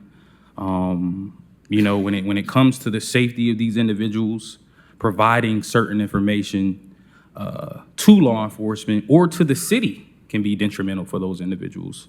So as you're doing the work and you're working with these high-risk individuals, just be mindful of that. But we have to do a better job at dispersing and spending our funds. Vice Mayor Fugit? I think Ms. Parker had her light on first. Councilmember Parker? Sure. Two things. The reason I'm asking these questions is because both in terms of who we're identifying for financial support, but then also who we are targeting for what the mayor described as the stick, not the carrot. It just sounds like predictive policing.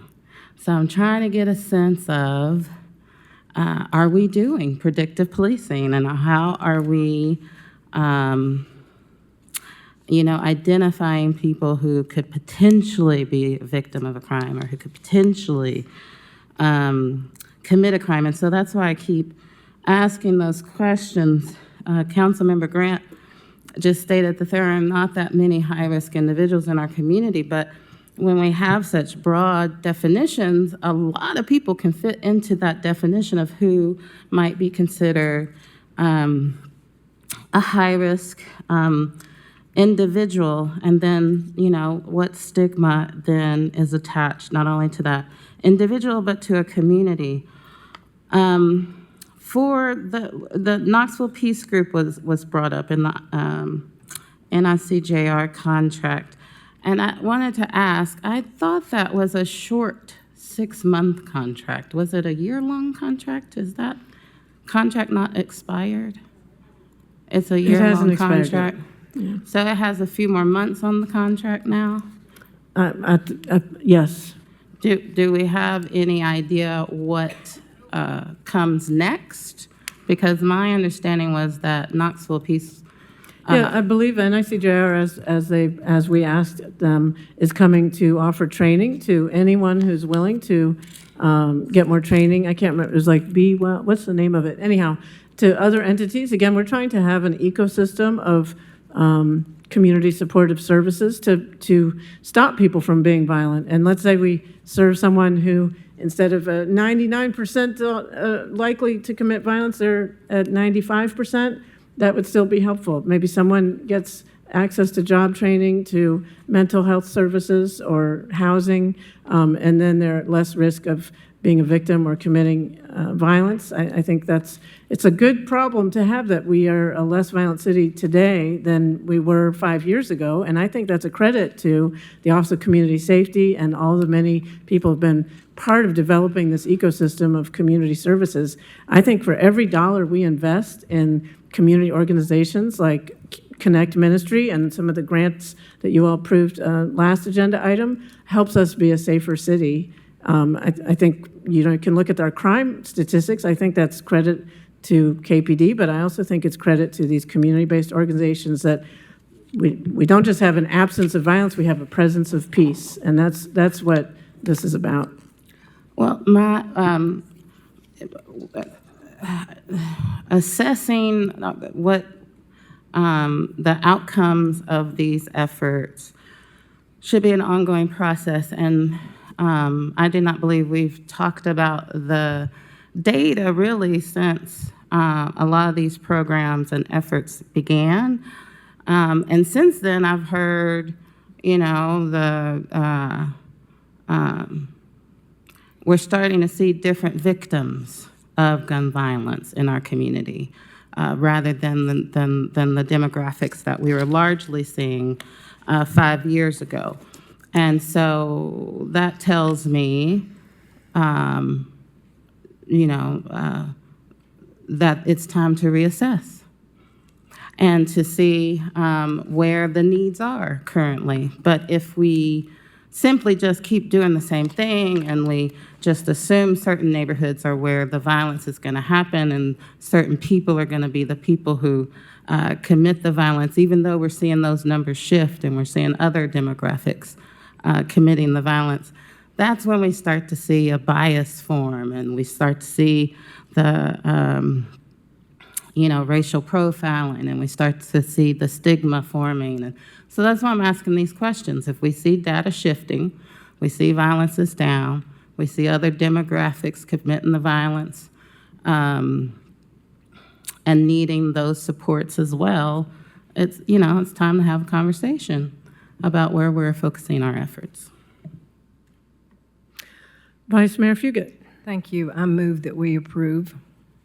Is there a second? Okay, motion to approve has been made and seconded. Did you have any further discussion, Vice Mayor? Okay, no lights are on. All those in favor? I would like to ask for an individual roll call for this particular line item, please. Okay, roll call vote's been requested. If you could please do the roll call vote. Vice Mayor Fugit. Yes. Councilman Grant. No.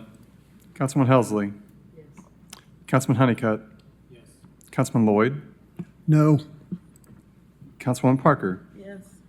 Councilman Thomas. I'm going to abstain on this one. Councilman Adams. Councilwoman Adams. Yes. Councilman DeBartoleben. Yes. Mayor, the vote is 6 in favor, 2 opposed, with 1 abstention. Okay, the motion carries. Next item, please.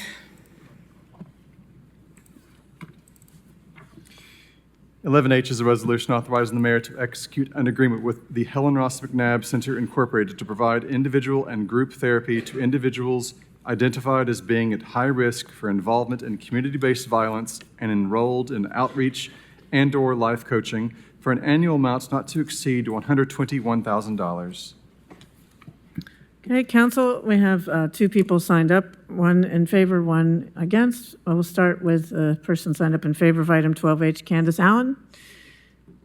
Ms. Allen, if you could approach the podium, state your name and address for the record, and you'll have up to 3 minutes to address council. Thank you, Mayor. Candace Allen, address 200 Tech Center Drive, Knoxville, Tennessee. I'm here tonight to support the project that is in front of you. We were involved initially with the training in 2022 that was provided to us through the Violence Reduction Center. And during that time, it was very apparent to us that one of the things that they had carved out that was one of the components of the model was that individuals needed individual and group therapy. And not only did they recommend that, they also cited CBT, which is cognitive behavioral therapy, as the most successful model that they had, that they had experienced in all their success with their other models that they'd put in different cities. So just to give you a brief idea of what that entails, CBT, as it is called, is a evidence-based structured therapy model. It is provided specifically for individuals that have a pattern of negative thinking, which turns into negative behaviors. And this helps them to identify and to move forward and experience some positive goals. And so this really is pertinent towards a group therapy kind of model. For example, it could be something that they attend several weeks that would involve making better decisions, identifying purpose, working through trauma and pain, because we know that the majority of the individuals that we come across that are referred to this initiative, they have a lot of trauma. And then finally, it would be the final week might be life skills and financial literacy. So that's just an example of that. The master's level person, the therapist, would also be providing individual therapy to the participants, and this would be a wider range of evidence-based modalities and treatment that they're specifically trained in. So in summary, I'm here to support that a dedicated therapist be assigned to be able to conduct these type of group and individual sessions for individuals. What we know is that individuals need a holistic approach, and mental health is paramount in helping them establish a foundation and maintain that foundation so they can make positive changes in their lives. Thank you for your time and attention. Appreciate it. Okay, thank you. Next person signed up to speak to this item, signed up against it, maybe inadvertently. Mr. Robinson? This is the one I meant to speak. Okay, well, please come to the podium, state your name and address for the record, and you'll have up to 3 minutes to address council. Yes, ma'am. My name is Matthew Robinson, Executive Director of Turn Up Knox, and my address is 4820 Fountain View Way, 37918. If I'm not mistaken, Helen Ross McNabb already gets millions and millions of funding. And to my knowledge, they've been around for decades and not really had any specific interest in violence interruption specifically. I may be wrong, but I understand that I'm not opposed to anybody doing this work. We need all the help we can get. But I've also said before, understanding that taking these job descriptions and positions and then putting them systematically in a process takes away the personal aspect of all situations pertaining and will likely adopt the wedge that already exists between professionals in that world and the people in the real world dealing with the real life issues. Creating these new job descriptions and positions in companies that have already been around forever also negates opportunities for other organizations and new violence reduction models to receive appropriate funding. Because if the city puts X amount of dollars in this line of work already, then why would it want to keep investing more specifically after it's reached its cap?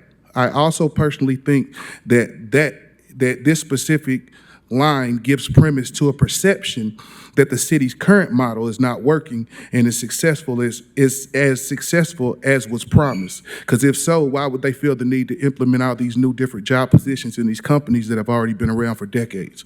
Again, part of the reasons that certain organizations are successful in this line of work is because they come from and most still live in the same environments that the work is needed and being done in. And believe it or not, there's still many qualified individuals in those areas waiting for a chance to make a difference in the places that they grew up in and currently live. Thank you. Thank you. Council members, that concludes people who have signed up to speak to item 12H. Councilmember Grant and then Vice Mayor Fugit. Ooh.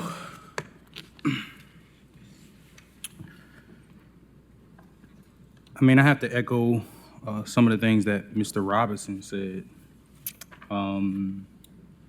You know, some of these things were tried. You know, there were attempts to implement these things. You know, while I was doing the work in the community, and again, can't say nothing about Helen Ross McNabb. Ms. Candace, I've had the opportunity just, you know, working alongside her, the VRC meetings, just being able to engage with her and her staff, and they have made the commitment to, you know, to show up to these things. But that doesn't take away the truth. And to me, it's understanding that the precedent that we're setting, when I look at the agenda and the documents that came with this resolution, and I look at the $121,000 breakdown, $86,000 is for salary, benefits, and taxes. $86,000 is going to be going towards hiring an employee for Helen Ross McNabb. Supplies, $2,900. Travel, conferences, and meetings, $400. Telephone, $1,000. Occupancy, including equipment rental, maintenance, software licenses, $5,000. Insurance, professional, general, and employment, $1,061. And then you have an approved federal indirect cost of 28.65% applied to the salaries and benefits. That's over $110,000 is just going towards the person, not the services that they're going to be rendering. The person. Who's funding this next year, right? Or is voting today, are we making a commitment to continue this position? What if it works, right? Is Helen Ross McNabb taking on the accountability after the first year? Or will the city be obligated to fill this void? We are creating another position for an organization that's highly funded already. It makes no sense. It's another Band-Aid. And so a year from now, whether it works or doesn't work, as a council, we're gonna have to make a decision. Do we wanna commit another $121 to keep this position filled? It's not a smart investment. It doesn't take away the work that Helen Ross McNabb does, but it doesn't make sense to make this investment at this time. Thank you.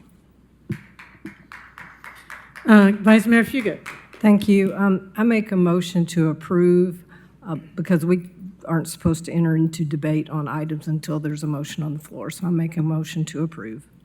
Is there a second? Second. Okay, motion's been made and seconded. Okay, thank Vice you. Mayor? Thank you. I would just say that I understand your concerns.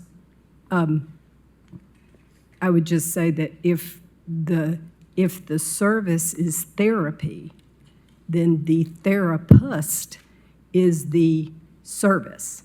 So that would be my understanding of the rationale that Helen Ross McNabb would bring on a different staff member because they probably already have existing staff. I can't speak to exactly their application. I see a nod from you, but it would be a different therapist with a master's level social worker to do this work. So that is, I understand that, and I understand that that's the cost. If it's a people business to help people, a therapist is the service. So I intend to support this. Councilmember Parker and then DeBartoleben. Thank you. Previously, we had funded mental health services provided by organizations in the targeted communities. But it seemed like we haven't invited those groups to apply for additional funding. How was this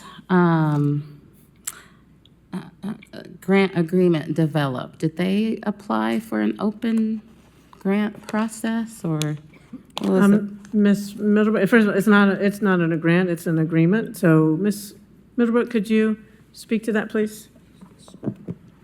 Yes, so for this particular contract for service, for directed services for mental health services, as Ms.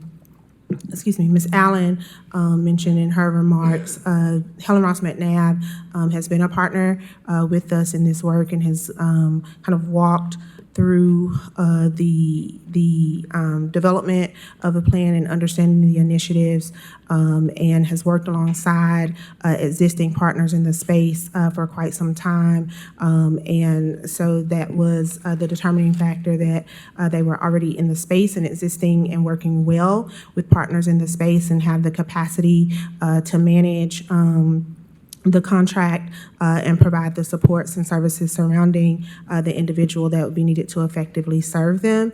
Some of our other providers, so council approved a little while ago a provider that was providing mental health services, but those services are specific to victims and their families, and so this provides us a more expansive resource to provide directed mental health services, both individual and, as Candace mentioned, the cognitive behavioral therapy sessions for individuals who are participating in life coaching that we don't currently have the capacity for. Well, one thing that stood out to me in this agreement is that the individual hired must understand the culture of the targeted community. And I don't believe that's enough, honestly, especially for cognitive behavioral therapy. And I'm not saying that I'm an expert, but just what was described to me of individuals who are experiencing challenges in life, we'll state it that way, and who we're already talking about who the targeted community is in these grants. We don't say it, but we know who the targeted community is. And now the therapy is working with individuals with a negative, outlook on life. And how can we shift that to more positive and productive?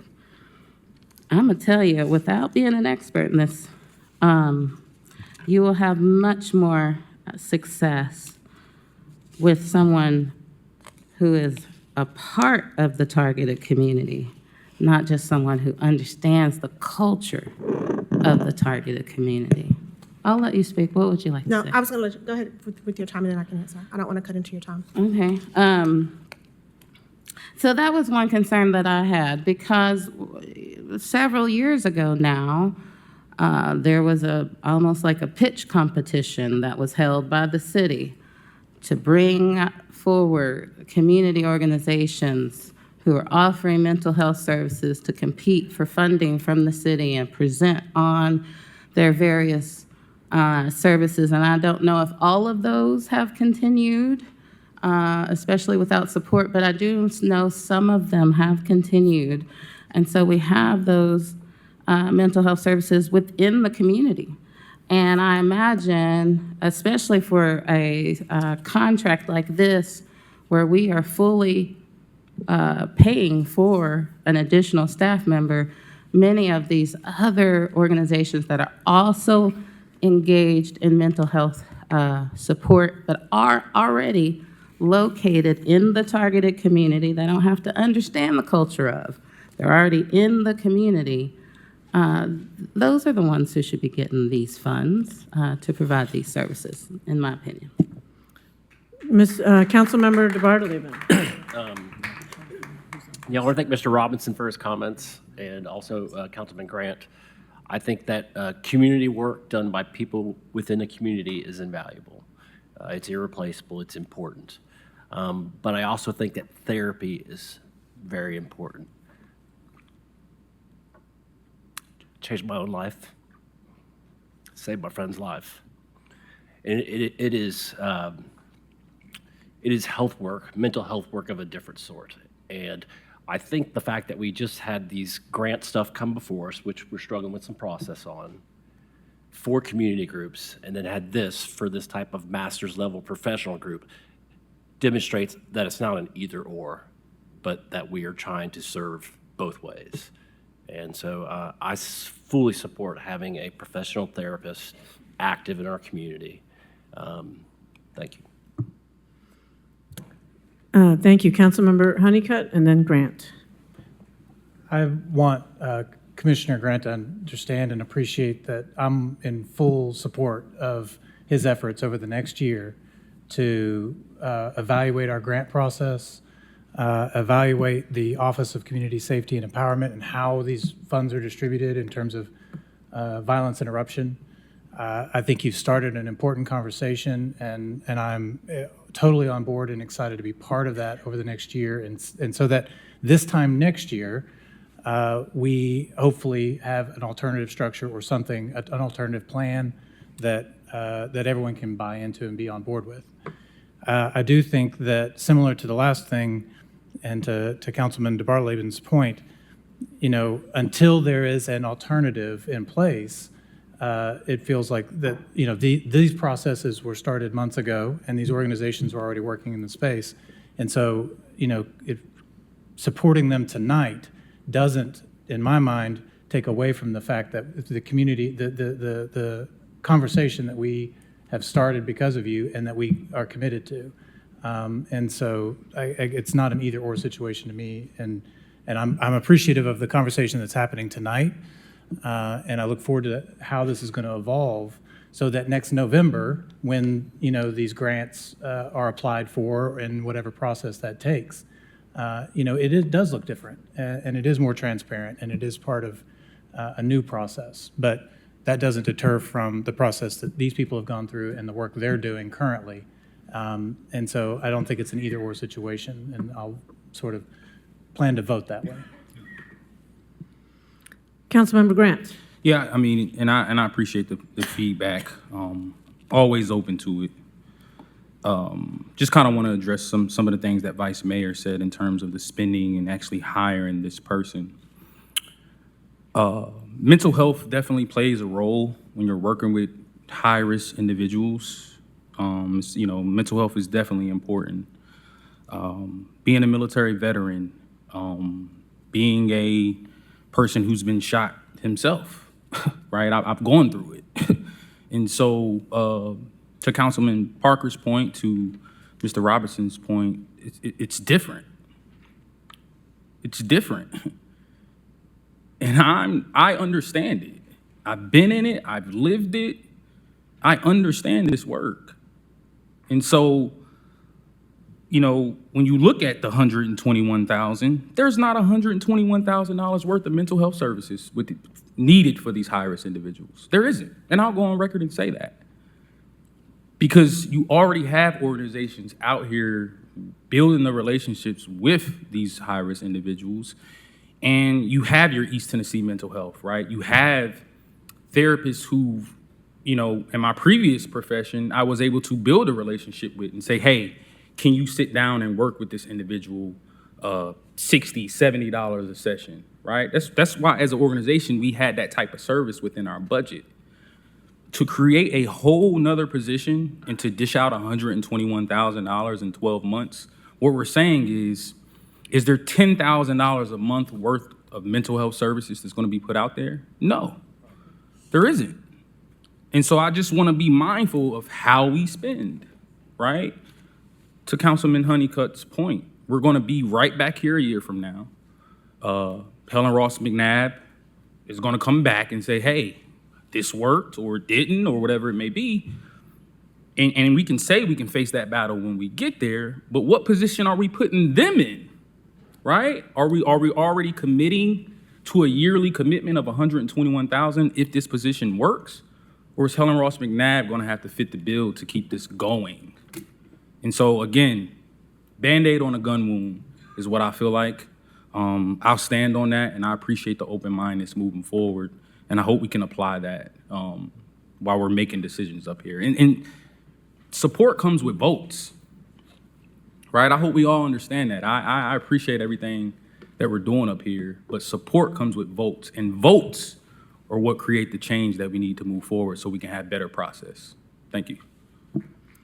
Thank you. Councilmember Parker, then Vice Mayor Fugit. Thank you, Mayor. I just had to respond to what was raised earlier because I asked about the process for developing this agreement because I wanted to highlight that this is not a grant, right? So we have had concerns about grants that came before us and have essentially decided we'll wait for the next grant cycle to address these or make sure these issues are addressed. This is an agreement that the city reached out one-on-one with an entity and decided, you are the one I want to provide this service. In these situations, we can provide a lot more scrutiny, in my opinion, because it's not a whole 6-month process that has to be redone. But we can ask questions about other organizations that might have been considered. I don't think that Councilmember DeBartoleta meant it in this way, but it kind of sounded like there was some comfort with McNabb receiving these services because it would be professional mental health services. And I just wanted to highlight that we have these professionals working at nonprofits within the community. At the Shore Foundation, which has a location on MLK, they're working with Dr. Bush, who provides mental health services there through their Pathways mental health clinic, I think it is, and it's not just for youth, but for the whole family. So they provide those services for the whole family. I don't know if they have the capacity to bring on a new position if asked, but I certainly would ask because, again, they're located in the community. They're building those relationships already with individuals in the community, and they aren't getting the millions upon millions that other entities are having. And this would allow us to help grow these services outside of the much-needed services provided by McNabb. So that's another reason why I'm pushing for us to partner with those entities within our community who have been a part of our grant-making programs for years. They're not new organizations. Shore Foundation's well-respected, long been in the community. They've been a part of these various programs that the city has started. So we have the ability to bring these services into our community and have individuals from the community provide the services to help transition individuals out of whatever crisis or whatever state that they're in.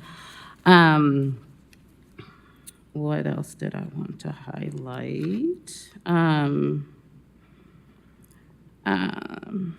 But yeah, no, I just wanted to raise those 2 points, that this isn't a grant, so, you know, not a 6-month process we'll be messing up, and that we do have these professionals in our community, but we need more. And these small nonprofits who are doing all they can to provide these services need that support to grow their services, so.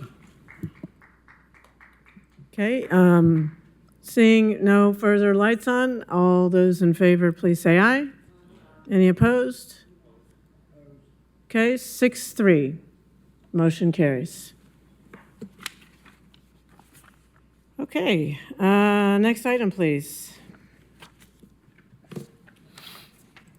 12I is a resolution authorizing the mayor to execute any and all documents necessary to accept proposals to provide excess liability insurance coverage, vehicle and equipment damage insurance coverage, and inland marine insurance coverage for mobile equipment, all as part of the city's and K-Trans Management Incorporated's self-insurance liability program for an estimated annual premium of $772,192.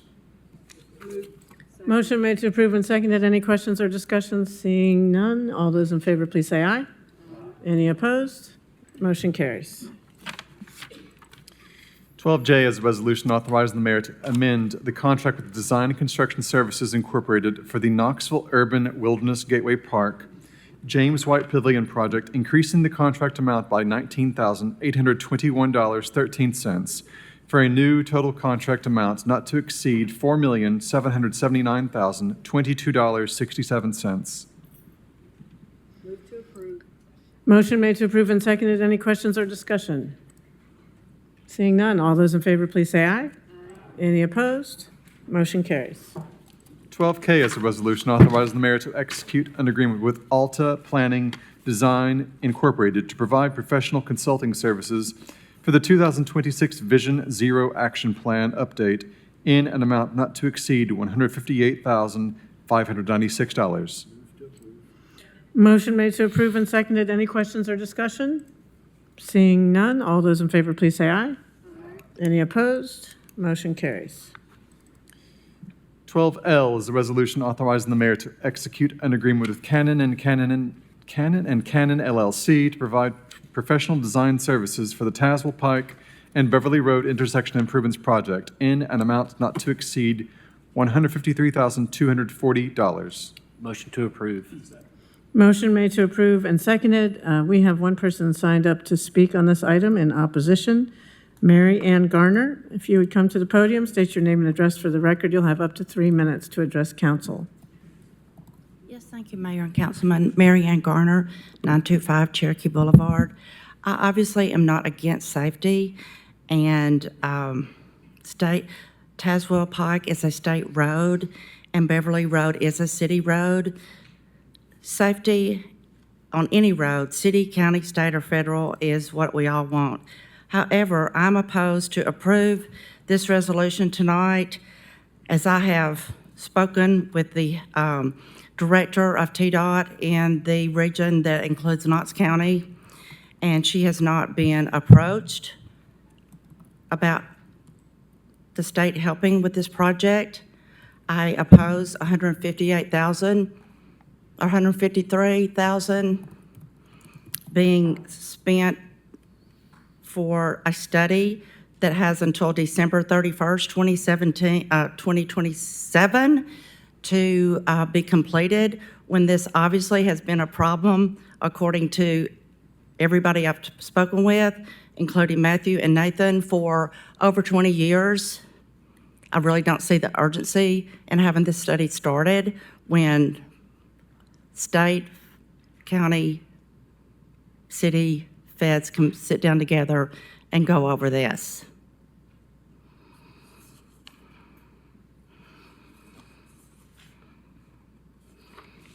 And this isn't part of this, but as far as the grant money goes and all these other projects. That's not germane to the item. Before, you're supposed to sign up, and you only speak to the item on the agenda. You can speak to that at public forum. I saw you signed up at that time. Well, thank you, Mayor.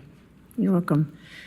Okay, that concludes public forum on this. That concludes the people who signed up to speak on this item. There's a motion on the floor. Councilmember Parker. Could we get a quick overview of this project? Mr. Claybo.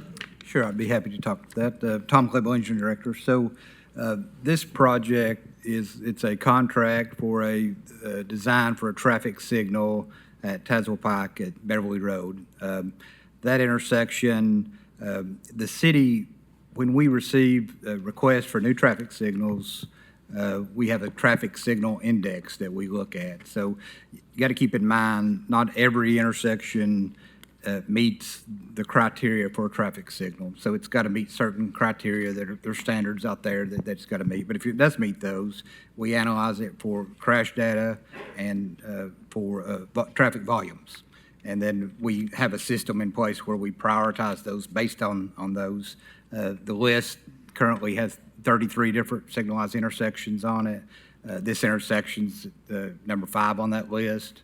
It was one of the higher crash rates. Over the last 3 years, there were 15 side angle crashes that could be prevented by a traffic signal. So what we're seeing is with the volume on Tazewell Pike, there's not a lot of opportunity for gaps coming off of Beverly Road. So what this signal will do is allow for gaps for those folks coming off of Beverly. It'll also help with Briarcliff, which is also near there as well with gaps. So. Mm-hmm. And could you speak to the amount of time given for the study to be carried out? So the design itself, we're looking at what's the best way to implement the project. So the immediate need is the traffic signal. We've done some preliminary analysis, and long-term, there needs to be turn lanes on Beverly and Tazewell Pike. Much bigger project that we don't have funding for construction.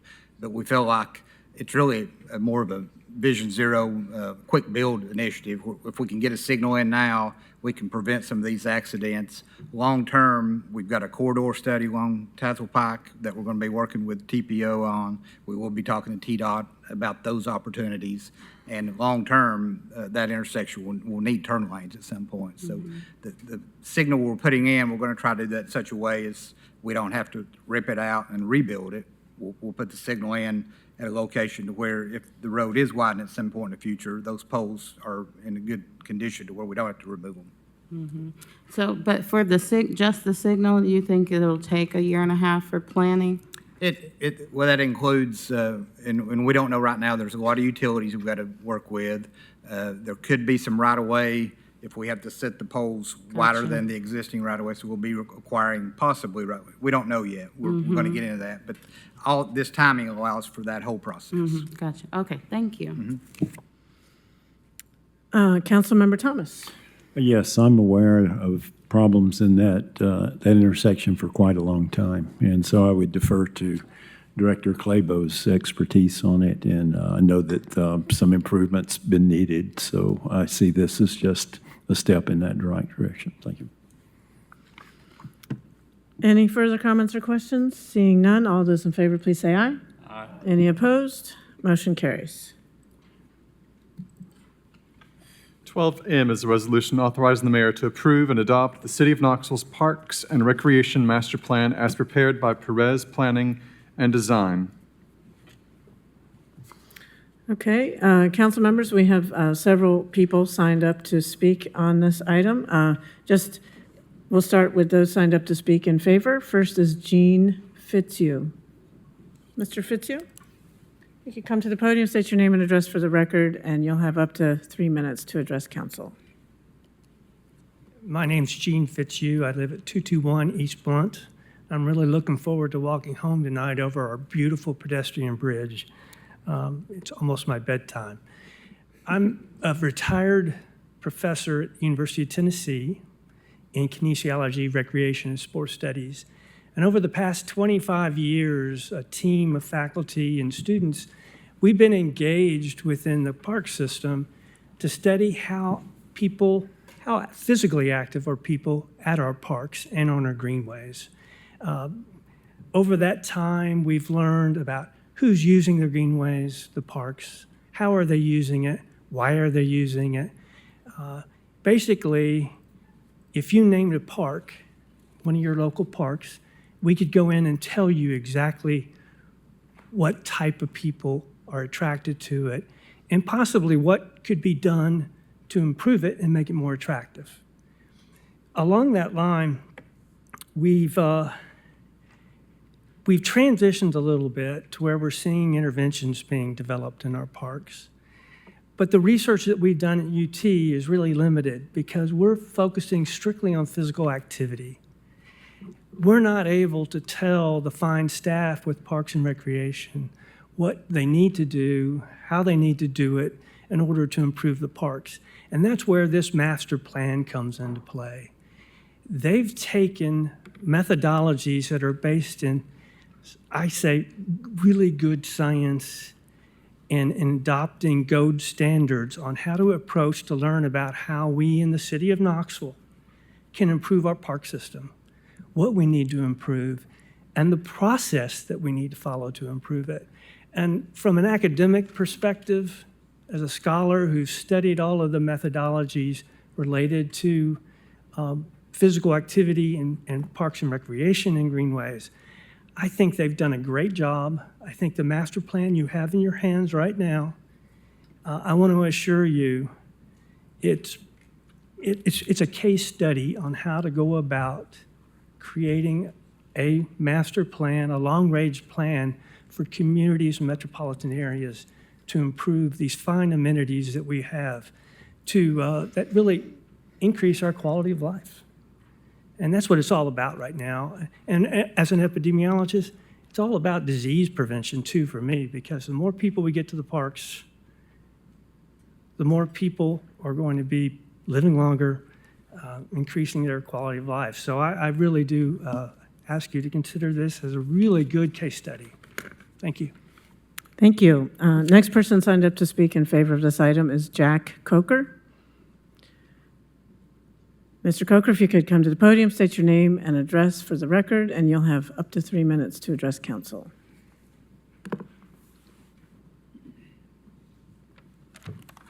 Hi, good evening, Mayor and members of council. My name is Jack Coker, and I live at 2407 Coker Avenue. I also have the honor of serving as president of the Belmorris neighborhood. Through that role, I became very familiar with the Parks and Recreation Master Plan update and its community engagement process. When this update was first announced, there was a great deal of excitement in our neighborhood. For decades, residents had talked about the potential for a greenway and park along the KUB-owned parcels that bisect Belmorris. That opportunity was obvious to those who live there, but it never quite made its way into the broader city conversation. During the public engagement period, our neighbors organized. Many of us placed pins along that corridor on the interactive map provided by Parks and Recreation. We attended public meetings, and we even hosted a walkthrough of the corridor so staff could see the opportunity firsthand. Several members of the Parks and Recreation team attended that visit. Throughout this process, we felt very heard. When the department asked for public input, our neighborhood gave it, and the trail we envisioned is now included in the draft plan before you tonight. That is exactly how public engagement is supposed to work. Because of the depth of outreach and the thoughtful work that has gone into the plan, I encourage you to adopt it. Over the past year, the Knoxville community has provided meaningful input, and the Parks and Recreation Department have translated that engagement into a strong roadmap for the decades ahead. Thank you for your time. Thank you. Next person signed up to speak in favor of item 12M is Carol Evans. If you could state your name and address for the record, and you'll have up to 3 minutes. There we go. Short. Carol Evans for 3505 Kesterwood Drive, 37918. I'd like to start by really applauding you for investing in the city's master plan related to Parks and Recreation. As Jean and everyone's mentioned, the process was very thorough and very well executed. And I think the city staff and the consultants really were very, very diligent in getting community input, and I think it reflects that in the plan. I think the plan is important because it really helps all of us understand the wishes and priorities for those who live in Knoxville around parks and outdoors. A plan like this really brings us together, the public sector, the private sector, and the nonprofit sector, so that we can all maximize our resources and collectively focus on the projects that the community has told us that they want. From a Legacy Parks perspective, I'm especially pleased to see that a very high value of those community input sessions was placed on conservation of our open space and the desire for more natural trails and outdoor programs. Knoxville is absolutely blessed, as you know, with the gift of geography. We have a river running through the heart of our city, forested ridges, rolling valleys, and spectacular views. We have what other communities envy. We have a vibrant downtown, we have strong neighborhoods, a robust business environment, and you can go for a paddle in the middle of the day or do a 10-mile hike out of the back of your own outdoors. So this plan really offers the path forward on how we can work together to expand and protect all of the great things that are about Knoxville, including our great parks and our outdoors. Thank you again for commissioning this plan, and I hope you'll support it. Thank you. We have 2 people signed up to speak in opposition to item 12M. We'll start with Vivian Scheip. Ms. Scheip, if you could come to the podium, state your name and address for the record, and you'll have up to 3 minutes to address council.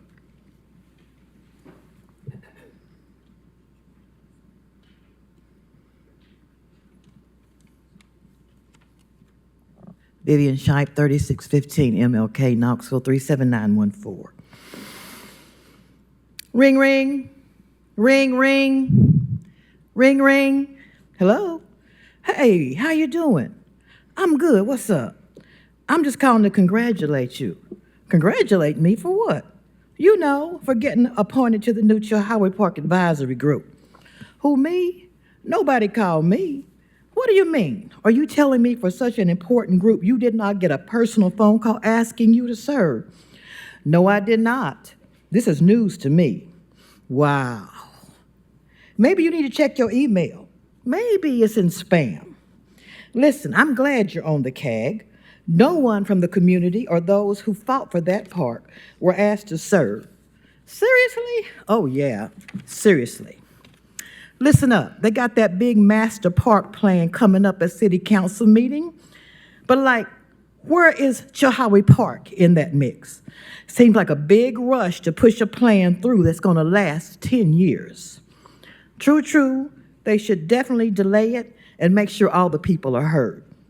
Yeah, Chilhowie Park needs to be a part of that master plan. Look, I just wanted to call and say congratulations. Some of those on that list of 17 were for selling the park, and I do not understand how they were selected to serve on a visionary board. Yeah, I can see why the community is upset and concerned, especially after that first list. Look, I just want to say congratulations. I'm not going to hold you up, but best believe we will be at the meeting on the 24th and every single meeting that's held thereafter. Kind of like the word says, you know, watchman on the wall. As you guys talk, remember, we need to be part of that master plan. The park belongs to the people of Knoxville and Knox County. And the people want open spaces, a public park, and they want those padlocks off the gate. Okay, I hear you. I'll remember the people. Thanks. I'll see you the 24th. Peace out. Okay, next person signed up to speak in opposition to item 12M is Kent Minot.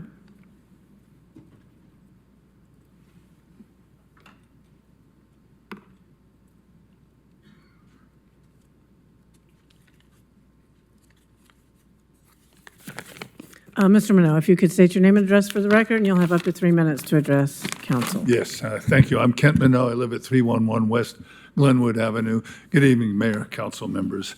First of all, I want to say that everything people said in favor of the master plan and the quality of the people who worked on it, I completely agree with. I'm speaking in opposition to approving it, despite the fact there's a lot of great stuff in it. The parts about tree canopy are fantastic.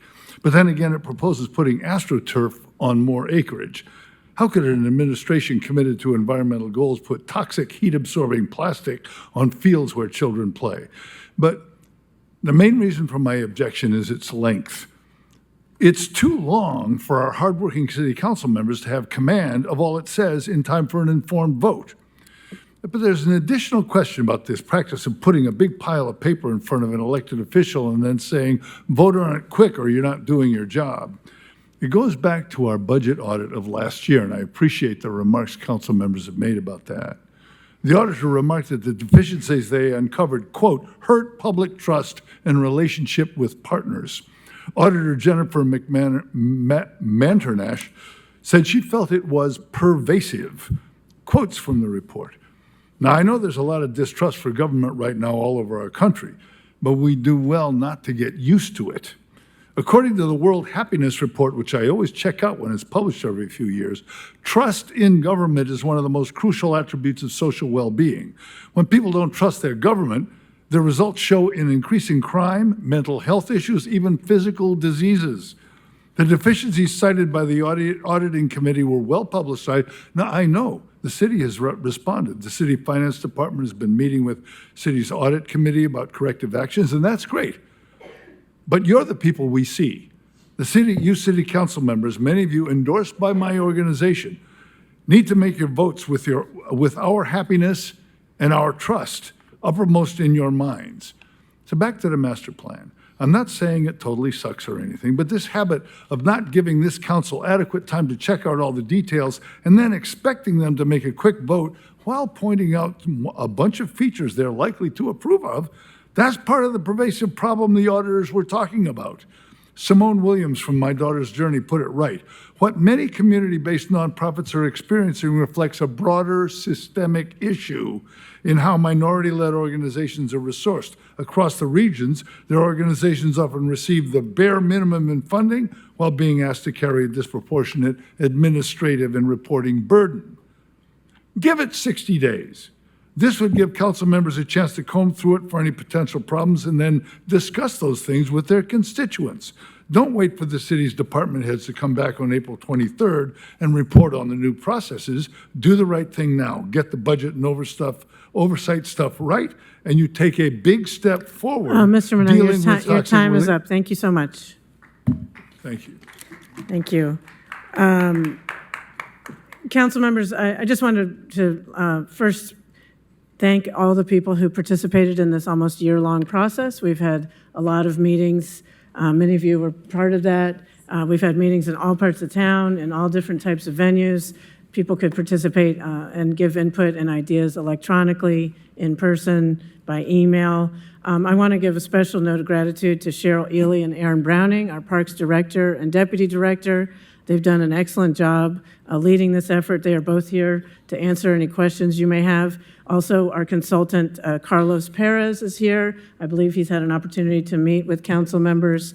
And I just want to say that we needed this updated master plan for a bunch of reasons. First, the last one we adopted in the city was 2008. That's almost 20 years old. Our needs have evolved, and we wanted to touch base with our community. What's working well for our parks? What needs improvement? And more importantly, with all the things that we want to do, how do we prioritize those? So that was an important thing to update it since it hadn't been done since 2008.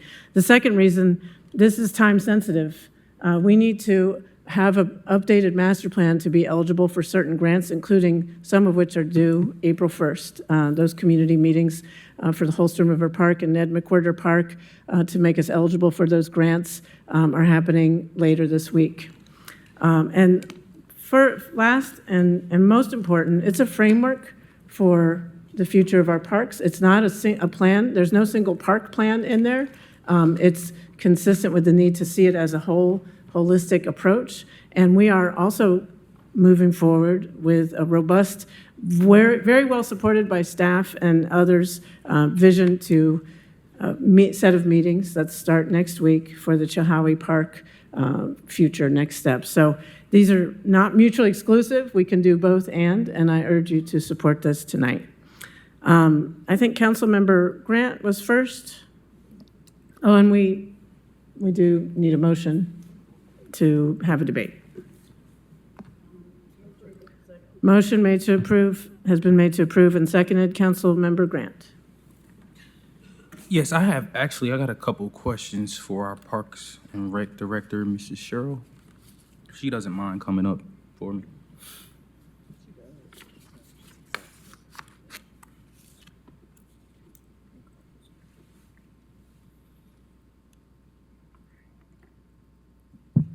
Good evening. Thank you for taking the time to be here. Just have a couple questions. First, I definitely want to say thank you. I know this has been somewhat of a robust process. There's been a lot going on throughout the city. And so, I do want to give credit to you and your department. One of the things I would like to ask, because I know there was mention of a deadline. Can you go a little bit more in detail in terms of what that deadline is and what exactly we're having to do as a council body here tonight so you can move forward with that application?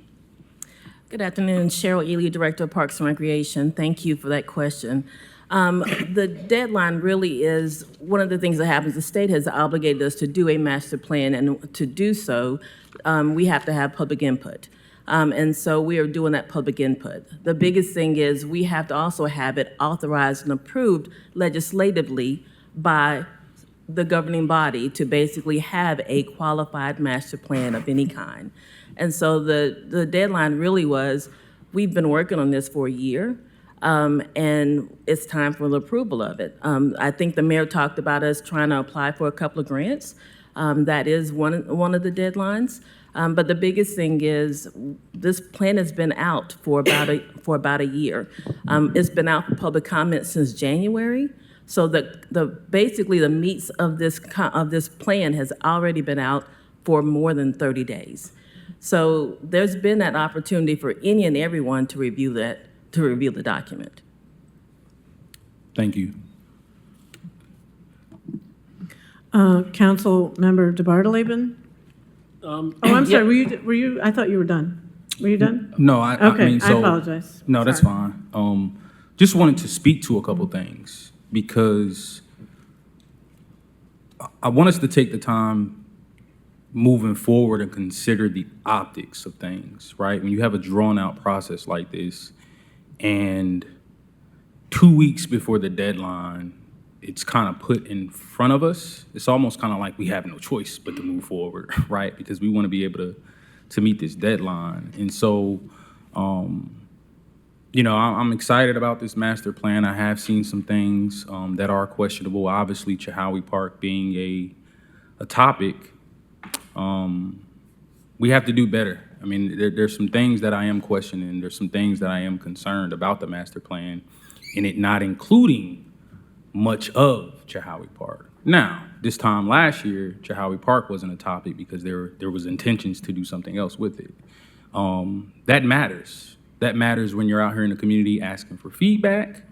Most people don't know, up until June 30th, it's still a special event space, right? We'll be, hopefully transitioning it over to you. But when you put a survey out and say, hey, what do you want us to do with our parks? Chahowie Park isn't considered.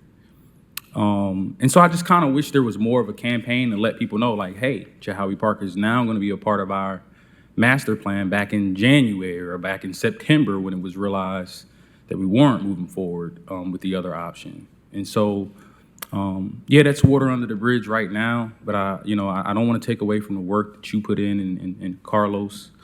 But I do want to make sure that we're mindful of this because we can't let our lack of effort in doing things in a timely manner put us in a position as council to where here we are 2 weeks before a deadline and we're forced to pretty much vote. If not, we won't get the support that we need in terms of grants. So, no, I appreciate your effort. I just want you to know that. I definitely appreciate your effort. And I look forward to this process and seeing how it turns out. Thank you. Councilmember DeBartolome. Yes, thank you. So at first glance, I found the 224-page study overwhelming, and then I dug into it, and I'm impressed with the rigor, with the organization, and I'm excited about the future of Knoxville's indoor and outdoor spaces. This is a community roadmap for our active and passive public spaces. And really the next task is then taking this road work and setting priorities, allocating funds, applying for funds, and then competent execution. And it is helpful it's been helpful to me to have conversations with my constituents that this is a framework for the next level of discussion, to be a tool to help city staff come back to this council with what they hope the next steps would be. The plan is a requirement by TDEC to secure funding. We need that funding. The plan includes a list of private, state, federal grants that the city can apply for. That's on page 204 through 208, if you're wondering. It includes criteria that City Capital Projects Committee will use to make these decisions. That's page 212 through 217. Page 199 was mind-blowing to me. It was a helpful framework to understand how to go back to the beginning and how to go to the end. And basically, it recommended where basketball courts should be, where tennis courts should be, where square fields should be, where swimming pools should be, where walking trails. There was an incredible thing where I've got a page here, you can't see it, but basically it takes indoor centers, walking loops, natural areas, water access areas, parks, pools, all these different recreation opportunities, and it tells us the condition that those spaces are in and what the recommendation for those places are. And I found that very helpful, a great inventory about deciding what we are going to do next. I would like to ask, so I was impressed with the public participation. I participated myself both online and then going to meetings, and Fountain City happens to be very active when it comes to their community rec center, their baseball fields, so they showed out in droves. And so I went to 2 very well-attended meetings. I heard that some were not well-attended, but again, had the opportunity to go online and do these things. So question I have, I'll begin with this. I think it's rightful to think about Chahowie Park. And I personally appreciate the manner in which this plan talks about Chahowie Park. And it's not very much there. It's on page 175 under Neighborhood Park Vision. So it calls Chahowie Park a neighborhood park, and it has a little arrow out that says discussions ongoing for Chahowie Park to be managed by PRD, so Parks and Rec Department, starting in 2026. Discussions ongoing. I love that the plan does not prescribe what we do with the park, except describes it as a neighborhood park, which is why I really want to ask 2 questions. One, will Parks and Recreation Department be taking over the management of Chilhowie Park after the current Legends contract expires this summer?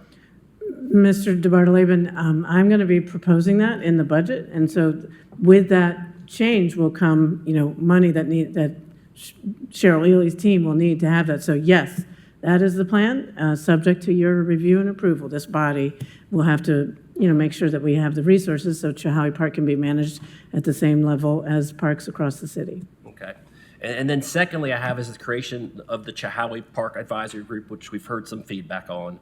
First public meeting is next week. And so my question, this is a statement from you, Mayor Concanon. As promised, the city is moving forward collaboratively towards a community-driven future for Chilhowie Park. So my question is, how will the Chilhowie Park Advisory Group create a collaborative and community-driven process?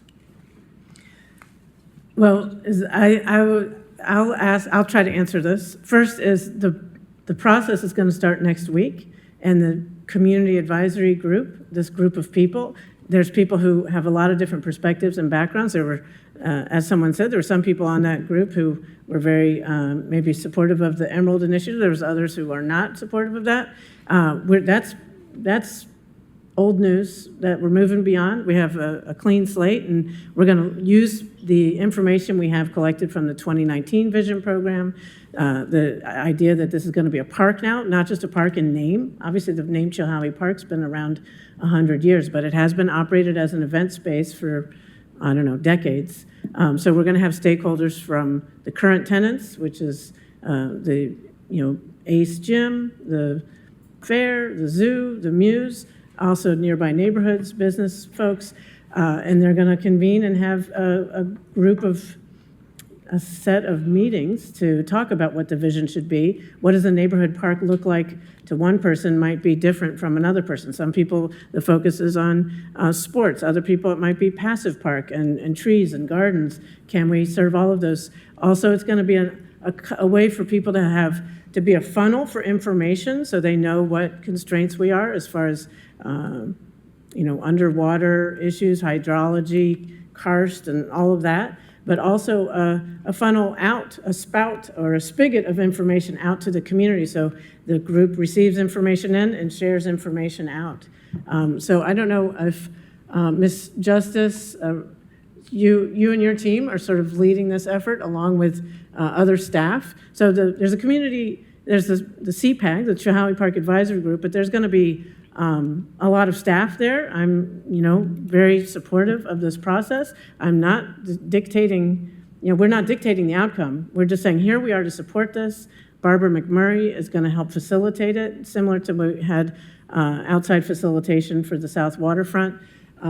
Ms. Justice, could you speak, maybe elaborate a little bit more?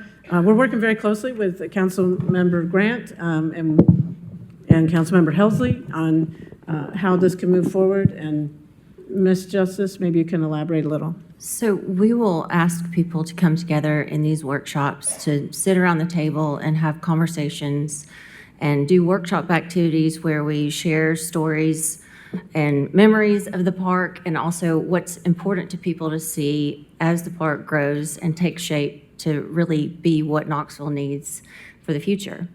So how we do that is we've asked people to be a member of this group and represent their community, but also share information back from the group. So it's, the funnel of information works both ways. So we're really excited about bringing people together to learn those community insights and what people feel is important for the future.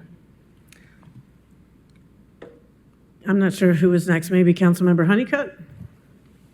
I actually think Councilwoman Adams or Okay, Ms. Parker Councilmember. was, but I'll defer We'll go to with you guys first Councilmember if you want. Adams. I think yours was next. It's there's a lot of lights, so. A lot of lights. Mhm. Thank you. I wanted to say thank you to Parks and Rec for all the work with this survey, and certainly to Carlos Perez for all the work in putting the plan together. I too got to attend some of the sessions. They were well attended where I went. It was great to see the feedback that came back from people and just all the exercises to both help people understand how the information was to be collected, what would happen with it, and then to really engage with the different options there. I also want to acknowledge that as a council member, I benefited greatly from being able to sit with Mr. Perez and have him walk through a very robust study. I got comments from the public about, it's so long, like how do I go through this? I shared this with him. I know that many people experience that, but having his walkthrough helped me see the highlights. And at the end of that, I did ask, is there any way that we could have sort of a summary deck that could have gone out to the public? And that's where I really got educated on the time frame, the funding opportunities, and how important that is. That is why I'm not supporting postponing this tonight. I want to make that clear. I see how this plan supports future good work that the city needs. But I would ask that for future processes of this kind of thing, that we include in the scope. When there's a great, robust study, that is no dig on the study is great, but that we do include a scope that has a summary deck that people can benefit from, just to make it a little bit easier and build in a little bit of time for people to consume that summary deck and have all of us as ambassadors to go out, because I do think that helps. But overall, and I'm not speaking to the CPAG group, that I don't think is part of this draft plan. I think that's another conversation that's really important to have. But I'm talking about this draft plan, and I am very thankful for it and supportive of it. Thank you. Thank you. Thank you. Councilmember Parker. Thank you, Mayor. I've had concerns about this study that I've expressed with the consultant from day one. The framing of the study I found quite problematic. One aspect of it being that there's no differentiation between a resident's proximity to city-managed amenities and privately managed amenities. I find that very concerning. One reason is because throughout this process and over the years, my community where I currently live in East Knoxville has consistently complained about ball fields that are locked up. The community doesn't have access to those ball fields, so they don't have that pride and ownership over those ball fields. So they don't show up for the community meetings and the discussions about plans because they keep getting ignored. We went through a year-long process, that aspect completely ignored for a year. I just got a complaint today about ball fields and how they were used over the weekend, and who has access to them and who does not. I also got a complaint about Ned McWhirter Park over the weekend and the Bassmaster competition and what's going on with the boat ramps at Ned McWhirter Park. And I told them, well, I know there's some renovations coming, but let me check into it. They took the whole dock that the boat paddlers have been using, ripped off of the side. It's now floating down the river. And now these new docks have been put in. I guess maybe these are the improvements. I'm gonna give someone a chance to explain it to me. But these folks are prepared to go to Thursday's public meeting, or maybe the one on the 20-something, because no one communicated with them about this potential project that it seems like we're trying to rush ahead for because there's potential money that we can apply for. But we're not working with the community that actually uses these spaces to give them a heads up about whether it's going to be a temporary interruption for the Bassmasters competition or whether this is going to be an ongoing long-term change. And if that's the case, what they're telling me is that these new motorboat-style docks are not safe for them to use with their rowboat. So why are we not having a conversation? I'm more committed to a postponement when I see us rushing towards projects and we're not involving the community members who are using those amenities. It goes back to what one of the public forum speakers said earlier. Trust is something we have to value during these processes. Maintaining trust of the community, building trust of the community And it can't just be parts of the community. It can't just be our hand-picked community members that we put on committees. It can't be just the people we know and like and love. It has to be all parts of our community that we are working to build trust with. That means we have to listen to them. That means we have to slow things down when the community tells us we're going too fast. We can't just say, well, you know, the plan works for me. Well, you know, over here in this part of the city, it'll be fine. Y'all might be having some issues, but over here it's gonna be fine. Let's see how this is impacting our entire community and slow down when we need to. I have no interest in rushing. I'm also concerned to hear that the 2019 Chilhowie plan is being used as a reference. When there was a discussion of selling Chilhowie Park, and I was in a public fight with the city administration about whether the 2019 plan was the actual plan or not. And what was continuing to be told publicly was that wasn't the plan. So now the public doesn't think the 2019 plan is the plan. They think there's an opportunity now to create a new plan. But what they found out is the city has handpicked who they want at the table to create that plan. I wish it were as obviously offensive to everyone else in this room as it is to me.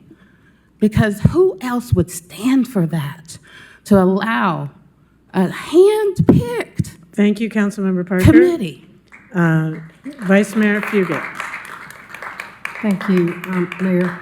I just want to speak to the Chilhowie Park situation too. I absolutely agree that there has to be robust public process.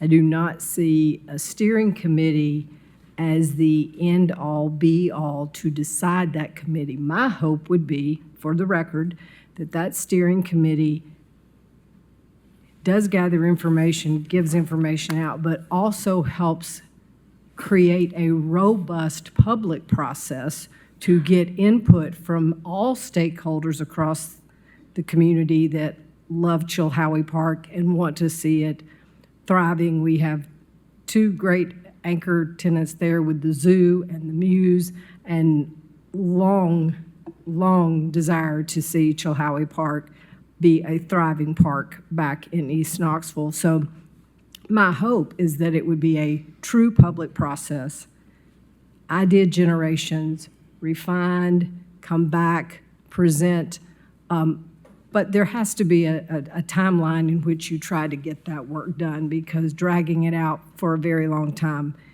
won't satisfy people either. So this has nothing to do with the vote. I'm going to vote for this, but we talked about Chilhowie Park, and that would be my expectation, is that it involved a robust public process as the designs for that are created. And I will also say, for the four of us that have been on council back when this plan started, I did appreciate the one-on-one, personal, hour and a half long conversations about 3 or 4 times during this process, updating us where we were on the plan and the feedback we've been getting. My questions were answered. I don't see you here, Carlos, but I'm back there. He's right here. Well, see, There I he can't is. see you because you're behind Tom's chair. So, but it's nice to see you in person rather than over a screen. So, thank you very much. Hey, Councilmember Thomas? Yes, I had a question about who chose the task force for Chilhowie Park? Mr. Grant and I met several times. I also talked to Debbie Helsley. It's an advisory group similar to the way we did the South Waterfront Advisory Group. It's not written in stone, and it can evolve. Sometimes people have a lot of time, and then their time availability changes. As I mentioned, it is open to the public. We want it to be transparent.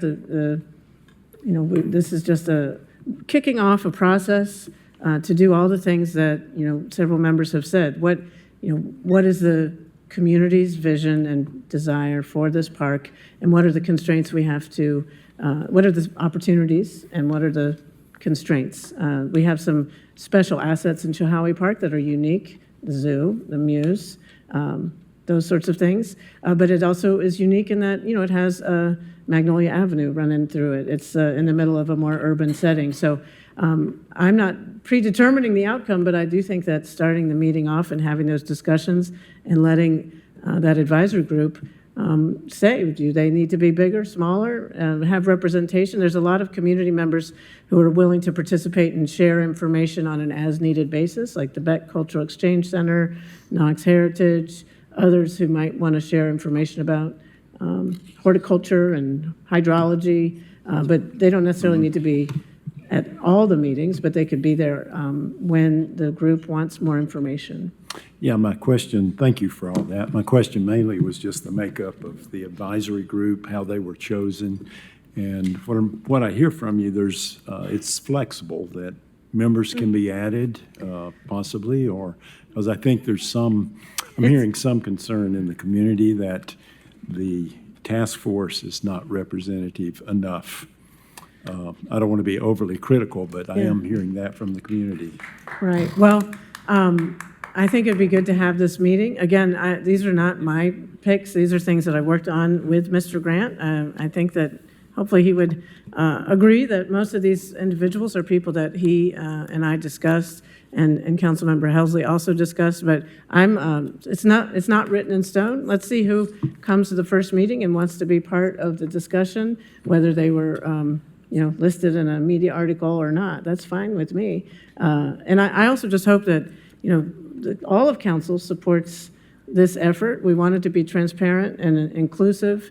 And also, I hope that we don't hold the master plan hostage to what is happening in Chihaui Park. I think that's they're both interconnected, and we're very committed to trying to support the future analysis and vision for Chihaui Park.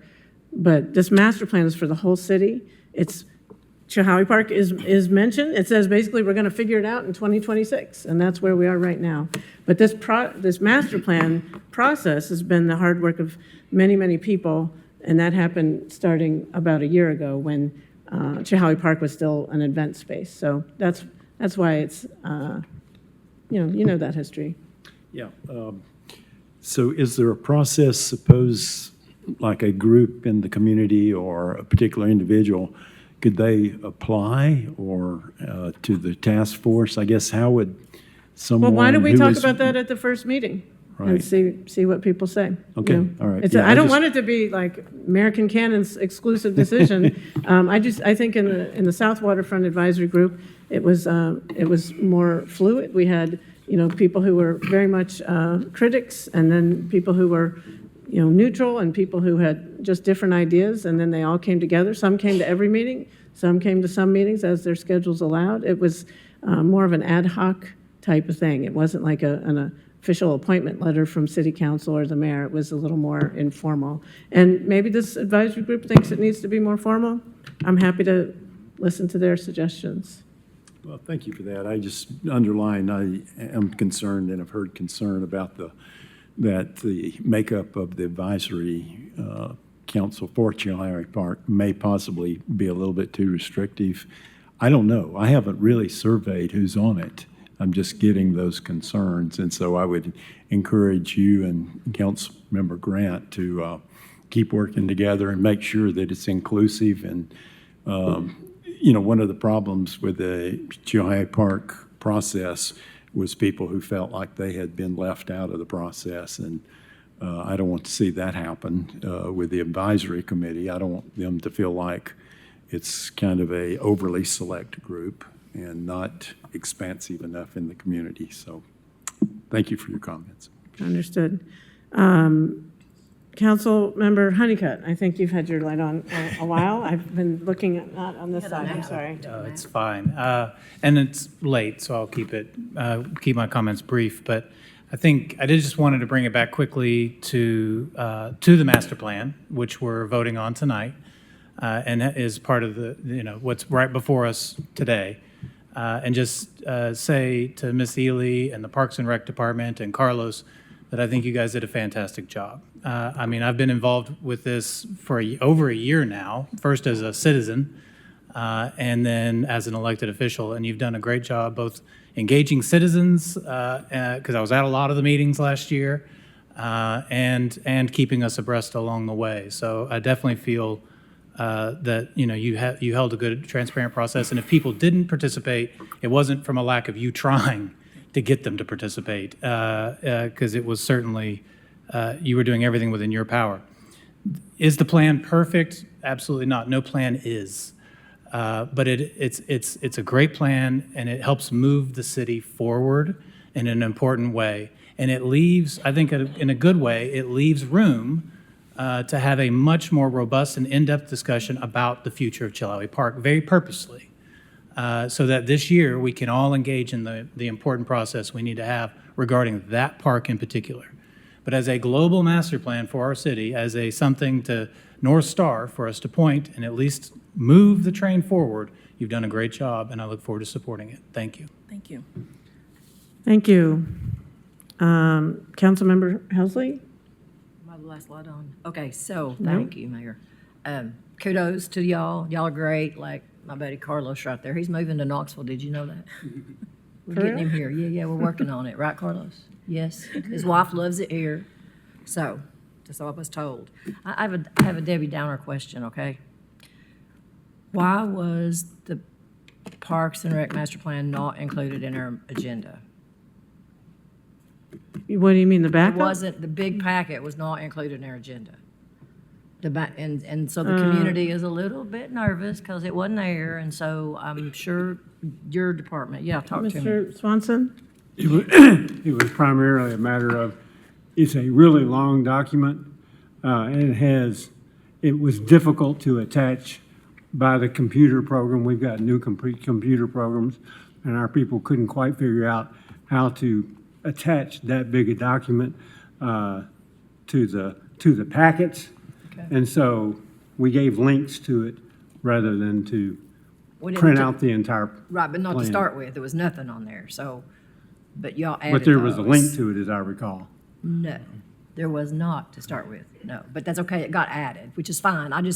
There was some concern about why people couldn't see it, and so. I this apologize. is That was, I guess. Just Well, an that link opportunity may for be you our to fault, say, and I'll like, try it to wasn't figure on out how that purpose, happened. like, yeah, we're sorry, it's too big. I My don't know, understanding whatever. is it was going to be a link from the start, so. No, there if was that didn't not, happen, because then I was like, where is it? But apologize then for I that. had it, so, okay. I do think there's, community input, has happened long before it got to the council's agenda all along the way, including the final master plan.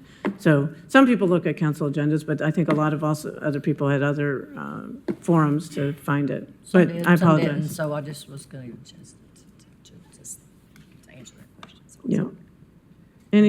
Anything else? No, I Yeah. plan to support, plan to support the plan. I'm good. Thank you.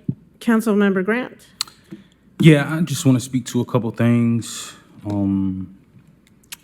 One of the things that Councilman Thomas mentioned in terms of the process, while I appreciate the commitment being made prior to me meeting with you. So let me say this. We met today. I did meet with the mayor, and it was a good meeting. Very productive. Was able to get a lot of answers, a lot of questions answered that I didn't know previously to meeting with you. I wasn't okay with how the process was in the very beginning. Giving the final outcome of the list and how it was put out in the community, I got calls and wasn't able to answer questions. Right, and as the District 6 representative where this park sits, it's somewhat challenging and frustrating when your constituents call and you don't have the answers for them. When the communication, there's a communication barrier. Let me just put it that way. But I would say it was a productive meeting. I got a lot of things answered. In terms of the list needs to be improved. I would ask that when we have this meeting next week, that we're able to make additions. That's something that as the District 6 representative, I would like to do. Because there are community members out here who come from different backgrounds, who can provide a different expertise and view of what we might need for this park. You had a number of individuals who fought to keep this park. And I think, optics matter, when creating a group in terms of how we move forward. I think it's important that you allow the people who advocated to be a part of that process, not just invited, but actually at the table. And so, I just want to say, I hope moving forward that the community will stay involved in this process. It's going to be a drawn-out process, and we need community members to show up. We need communities to give their input, right? Even when you don't get what you want, right, you still show up and you put forth the effort if it's that important to you. And so, I just wanted to get that on a record. I do thank you for making that adjustment and just being open-minded to realize that we do need more individuals on this group. And I want to invite council members. I know your schedules are stretched. I would like to see you guys participate as much as you can. I would like to see this group not only centered on District 6, but let's go out to the different districts. Let's host meetings in different areas of the city to be able to get that feedback from, different community members. We want everybody coming and visiting Chihowie Park, not just those District 6 residents or people in adjacent neighborhoods. It's a city thing, and we need as many people as we should have at this table, not just within the group. So, thank you. Councilmember Parker. Thank you, Mayor. A few thoughts. One is I will be at every meeting. Y'all don't have to invite me for me to show up. I will show up, and I will be there. And I do find it unfortunate that the mayor keeps saying I discussed this with Councilmember Grant and Councilmember Helsley when I have fought to save Chihowie Park for at least the last 18 months. So not only is that offensive to me when you say that, whether you intend to or not, but it offends my constituents who see the work that I've put in and don't appreciate the continued disrespect. I don't either. This master plan went through a public input process that finalized at the end of February. Once that process finalized, I wondered, well, how will that input be incorporated into the final plan? And so it was noted that the master plan was not in our packet, but individuals have recently been exposed to the plan through the public input process.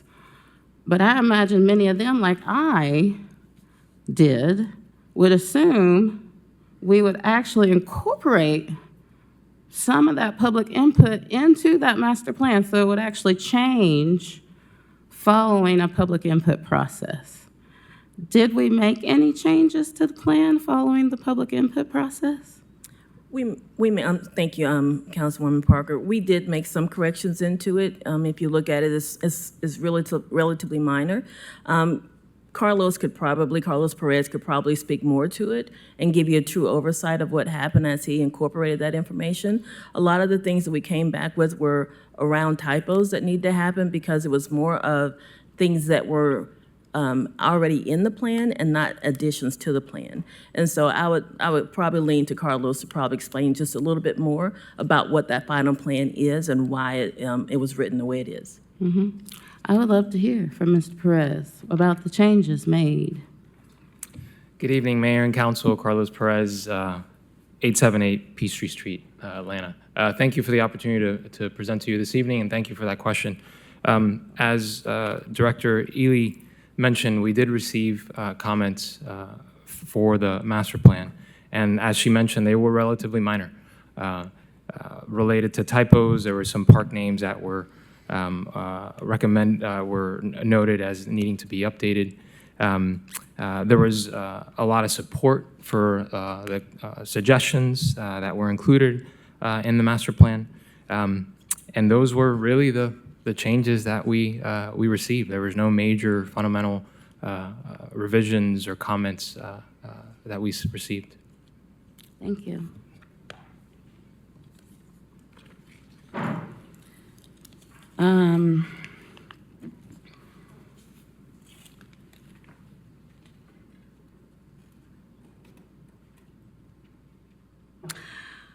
There have been requests tonight that conversations continue and that this remains a somewhat flexible document. I would echo those requests, but I would also challenge us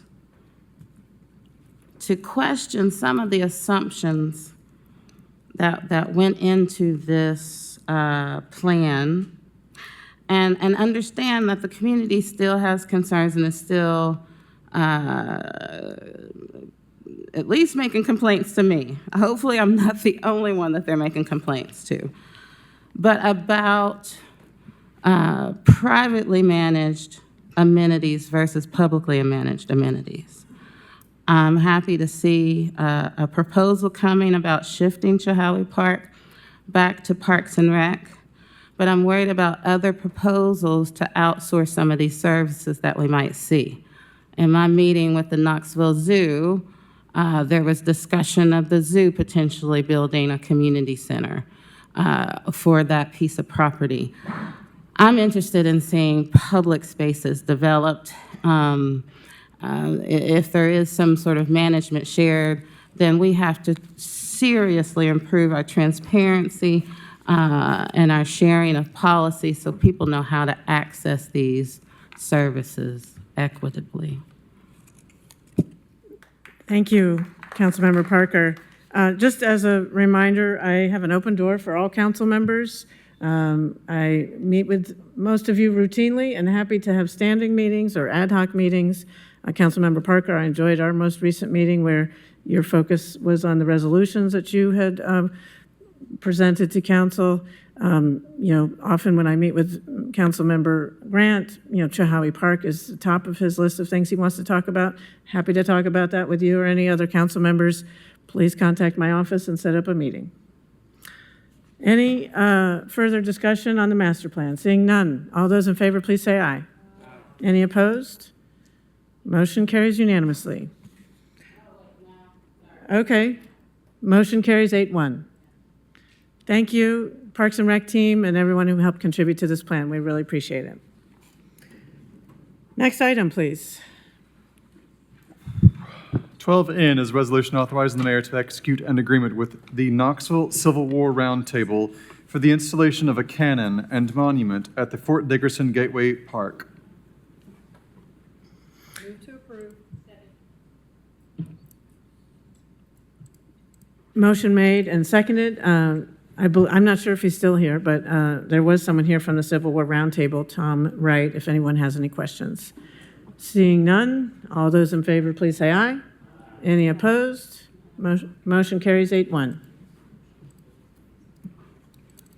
12O is a resolution authorizing the mayor to execute an agreement with KMF3 Services LLC for the maintenance of 7 scattered landscape sites for an annual amount not to exceed $72,550. Move to approve. Motion made to approve and seconded. Councilmember Grant? Yeah, I just want to highlight this particular resolution and say thank you to our public service department and our procurement. This is a small minority business, and so one of the things, second to the Chihaui Park issue that the mayor had mentioned, for me is just making sure we're giving small disadvantaged businesses these type of opportunities. And so just want to say thank you to our public service department, the mayor, and those who participated in this process, and Mr. Frazier with KMF Lawn Care Services as well. So thank you. Any other questions or comments? Seeing none, all those in favor, please say aye. Any opposed? Motion carries.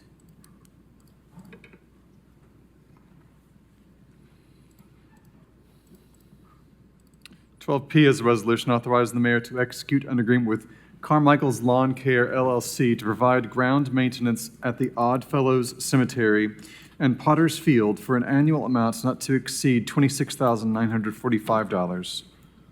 Move to approve. Motion made to approve and seconded. Councilmember Grant.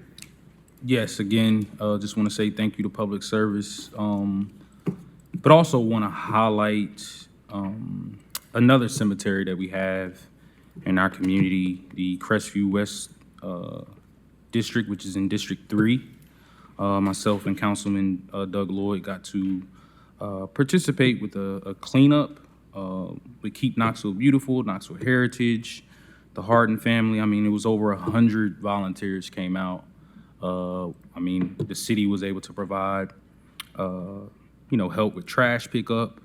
And so while this is Oddfellows, while this is in District 6, it's a very historic cemetery, but I just wanted to get on the record for us to, try to pay attention, whether it's the state coming in or just figuring out how we can advocate for the Crestview Cemetery District. It's the largest African-American cemetery that we have and the oldest cemetery that we have here in the city of Knoxville, actually countywide.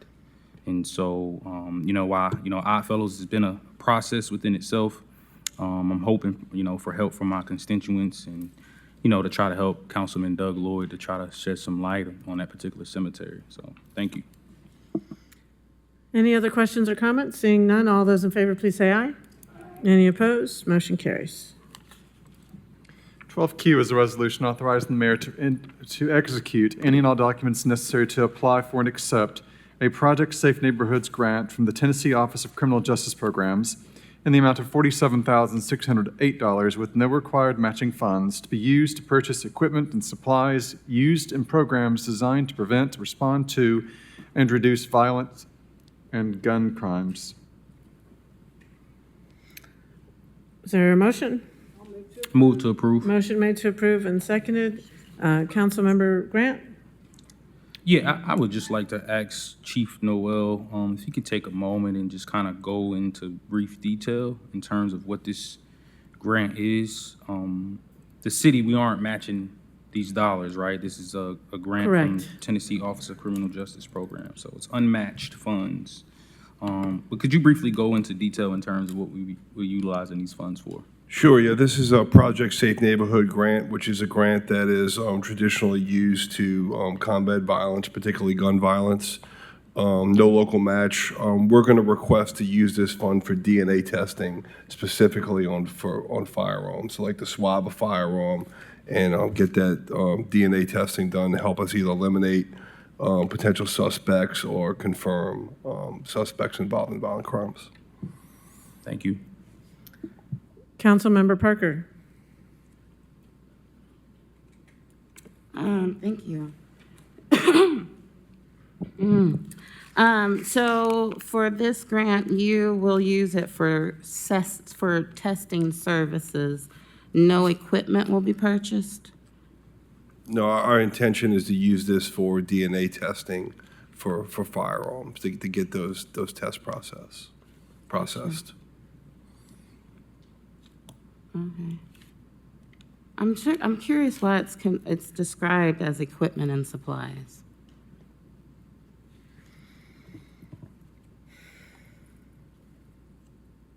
I'm not sure.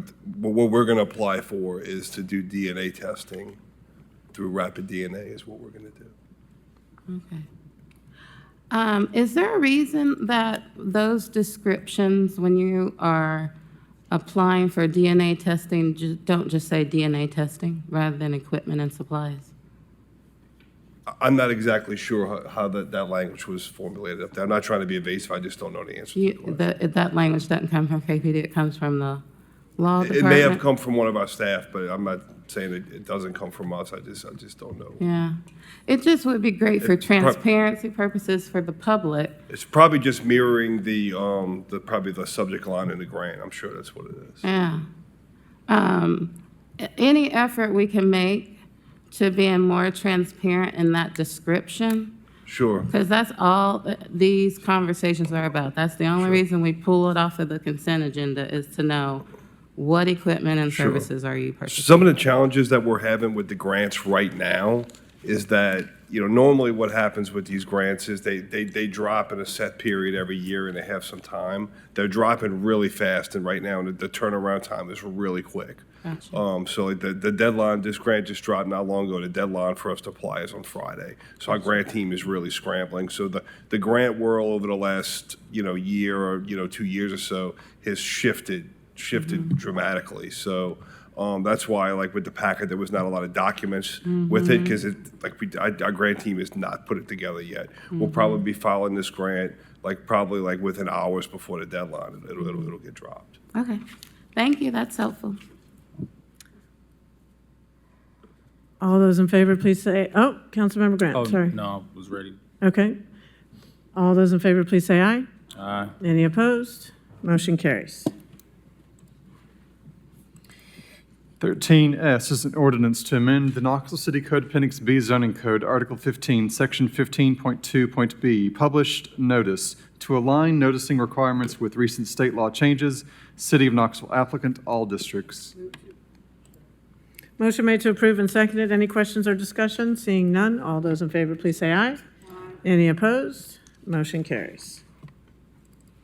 13T is an ordinance to close an unnamed alley near 1902 Forest Avenue, lying within City Block 10085, running between 19th Street and 20th Street, and authorizing the mayor to execute quitclaim deeds to the adjacent property owners, First District.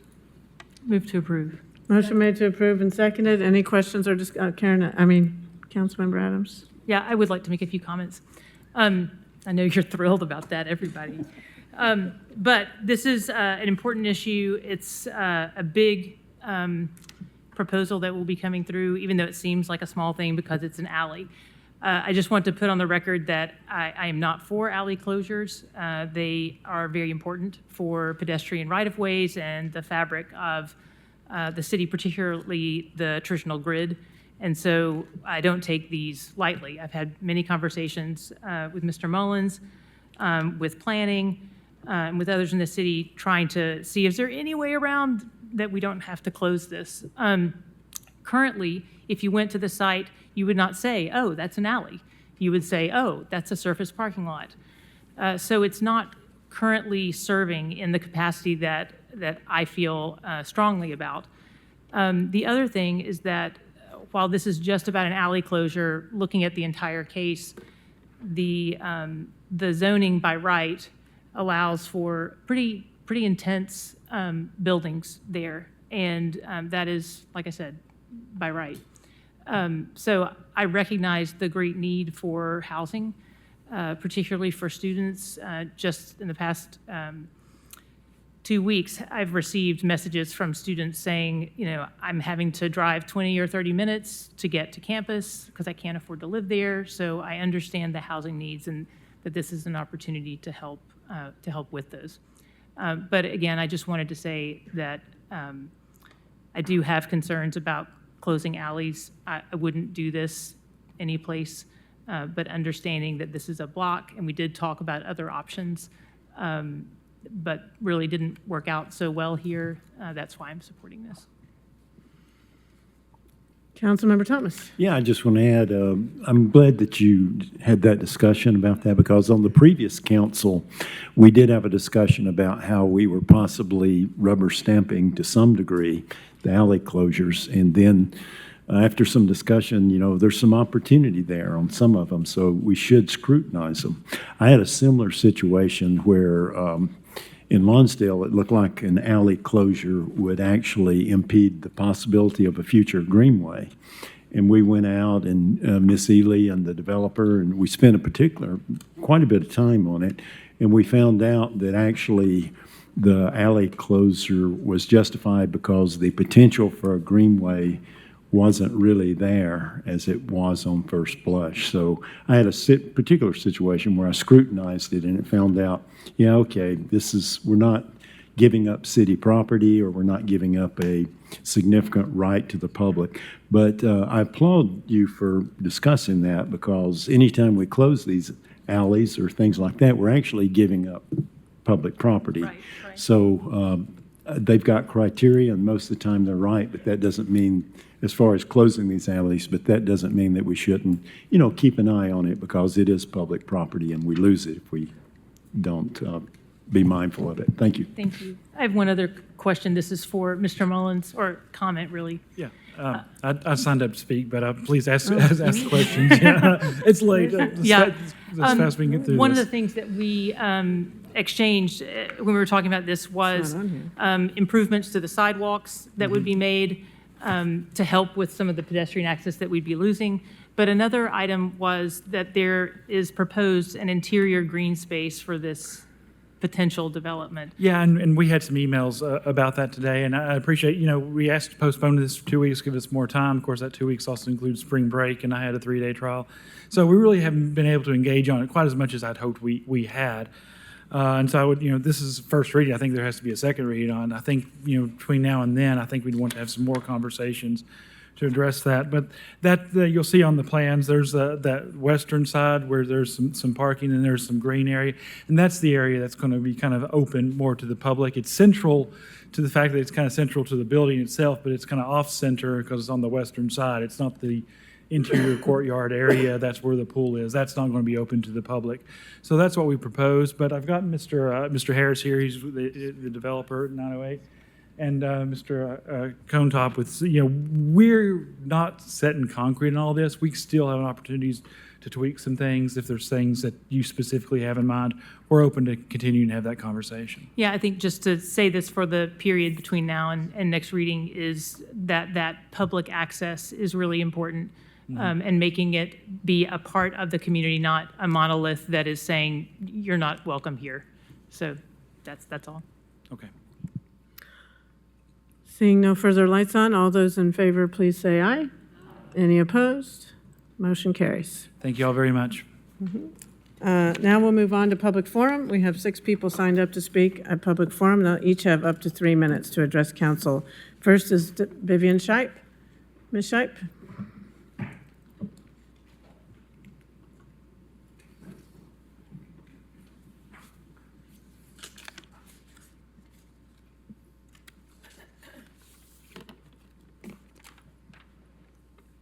Vivian Shipe, 3615 MLK, Knoxville 37914.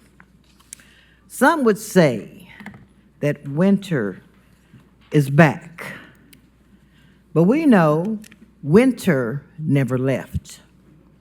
What has been left are the unhoused, left out of planning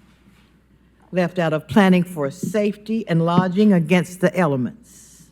Tonight, it will be a cold, cold 26 degrees. Relaunch is gone, and there's no room at the inn. Had we passed Parker's second resolution, we would at least be on our way to discussing a fix.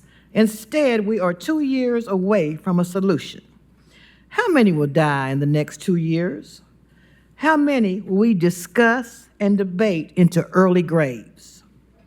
Bring back the Parker resolution. Open temporary emergency shelters. We say we are a sanctuary city. Let's act like it. Next person signed up to speak is Samika Elliott. Samika Elliott, if you could come to the podium, state your name and address for the record, and you'll have up to 3 minutes to address council. Hello, my name is Famika Elliott, 2904 Tazewell Pike, 37918. Good evening, council. My name is Famika Elliott. I'm a doula, community health worker, founder of the Lotus Program Experience. I'm here alongside of my community partner, in her absence, Alexis Alsop of Empowered Doula and Midwifery Services. Together, we have co-led the Knoxville Black Maternal Health Conference, an initiative for the past 3 years, a free, community-centered event focused on advancing awareness, education, and action around maternal health care in East Tennessee, with the official city proclamation locally recognizing the week in 2022.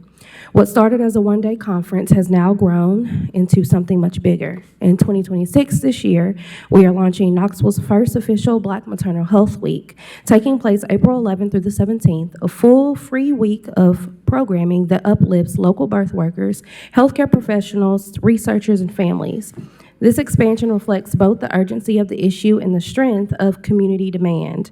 Over the past 3 years, we've created a space where honest conversations can happen in public health, where families share lived experiences, providers deepen their understanding of culturally competent, comprehensive care, and doulas, birth workers, and health professionals are recognized as essential leaders in improving health outcomes. And this work is fairly critical. Tennessee currently ranks 48th in the nation, for maternal mortality, with rates significantly higher than the national average, as Tennessee has a C on our maternal health report card. We also continue to see elevated rates of preterm birth and infant mortality, outcomes that disproportionately impact Black families and rural communities across our great state. These are not just statistics, these are families in our communities that we serve. What we are building through Black Maternal Health Week is a community-driven response. We educate by making maternal health information accessible and culturally relevant. We advocate by lifting the voices of families and birth workers. And we connect resources to ensure better outcomes for mothers, babies, and families. Some of this work has been supported in part by my self-investment, mutual aid, and Knoxville's 202 funds, which we are deeply grateful for that investment. Thank you, Councilwoman Parker, Councilman McKenzie, previous Councilwoman Singh, Councilman Thomas, and Councilman Roberto. However, as we expand into a full week of programming, we are seeking additional support to ensure this initiative remains free, accessible, and impactful for our community. Because we invest in maternal health care that is community-based, we also invest in the health care of our community. Thank you for your time, leadership, and consideration. I do have a couple of flyers if somebody could help me pass these out and around. I have emailed all of you a copy of them as well. And you all are invited, so please come and show up. All of your constituents will be there. Thanks. Thank you. Thank you, Councilmember DeBartoleben, for sharing those documents. Next is Alexis Alsop. She's with you, okay? And she doesn't want to speak, or she's not here, okay? Kent Minot.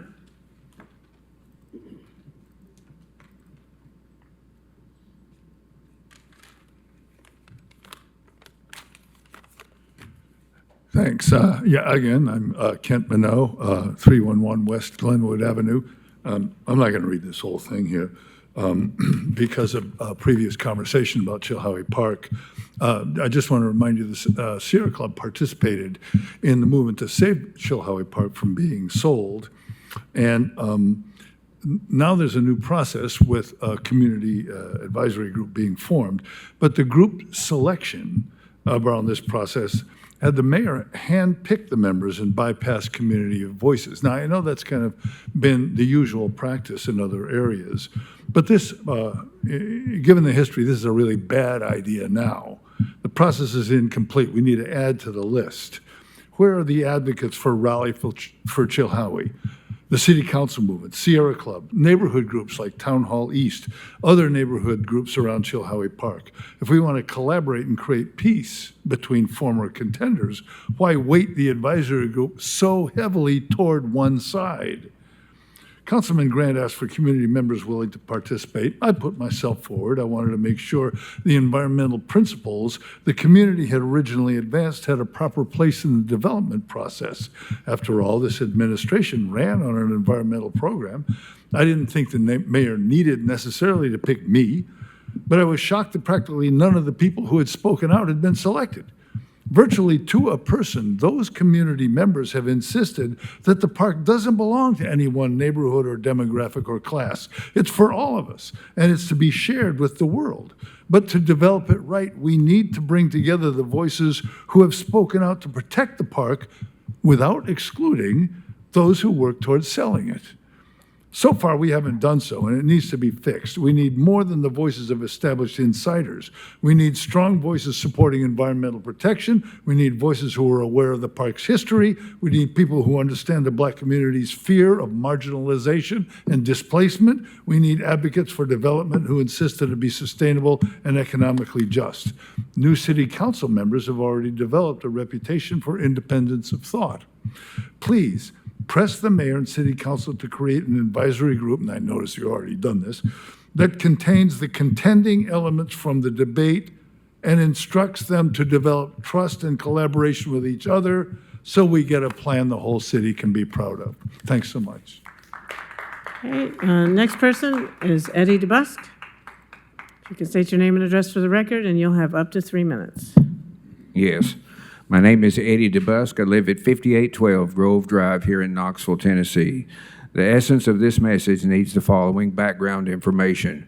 Before our attendance to the Knox County Commission meeting on Thursday, February the 25th, 2026, my brother and I witnessed a decorative hard hat and small backpack fall from a motorcycle at the intersection of Washington Pike and North Mall Road as the cyclist proceeded west to the entrance ramp of I-640 westbound. For the record, the cyclist had the green light at the westbound intersection and was not speeding, and we were stopped at the southbound red light at Washington Pike. Additionally, the cyclist proceeded on his or her journey and did not stop.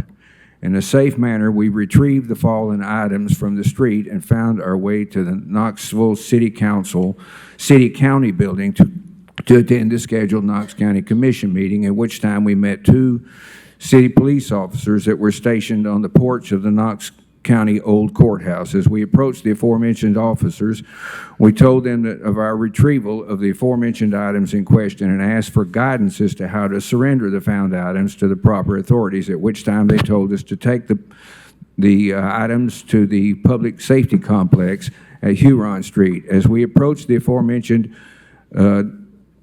as we attended the aforementioned county commission meeting, we went to the public after the meeting, we went to the public safety complex to surrender the stated items in question and learned that the items needed to be surrendered during the regular business hours.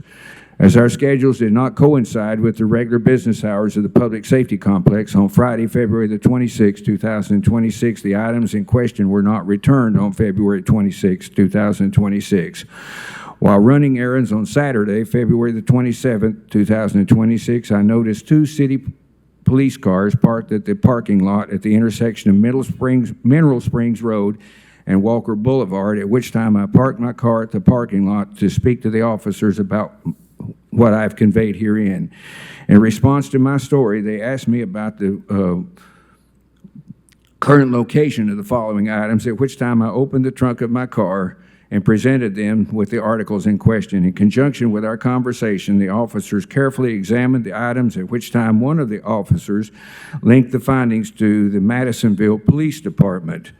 At the conclusion of my time with these 2 officers, they took the items in question with them so that the items could be dispositioned accordingly.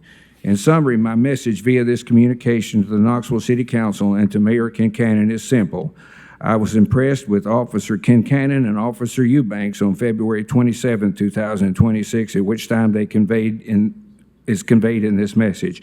These 2 officers have excellent people skills in their interaction with the public and, in my opinion, are valuable assets to the Knoxville Police Department. To that end, it is obvious to me the Knoxville Police Chief Noel's selection process for police officers, providing officers that care about the public, that they are protect and serve. Thank you. Thank you, Mr. DeBusk. Last person signed up to speak is Mary Ann Garner. Apparently she is no longer. Okay. Council members, that concludes public forum, and without objection, this meeting is adjourned.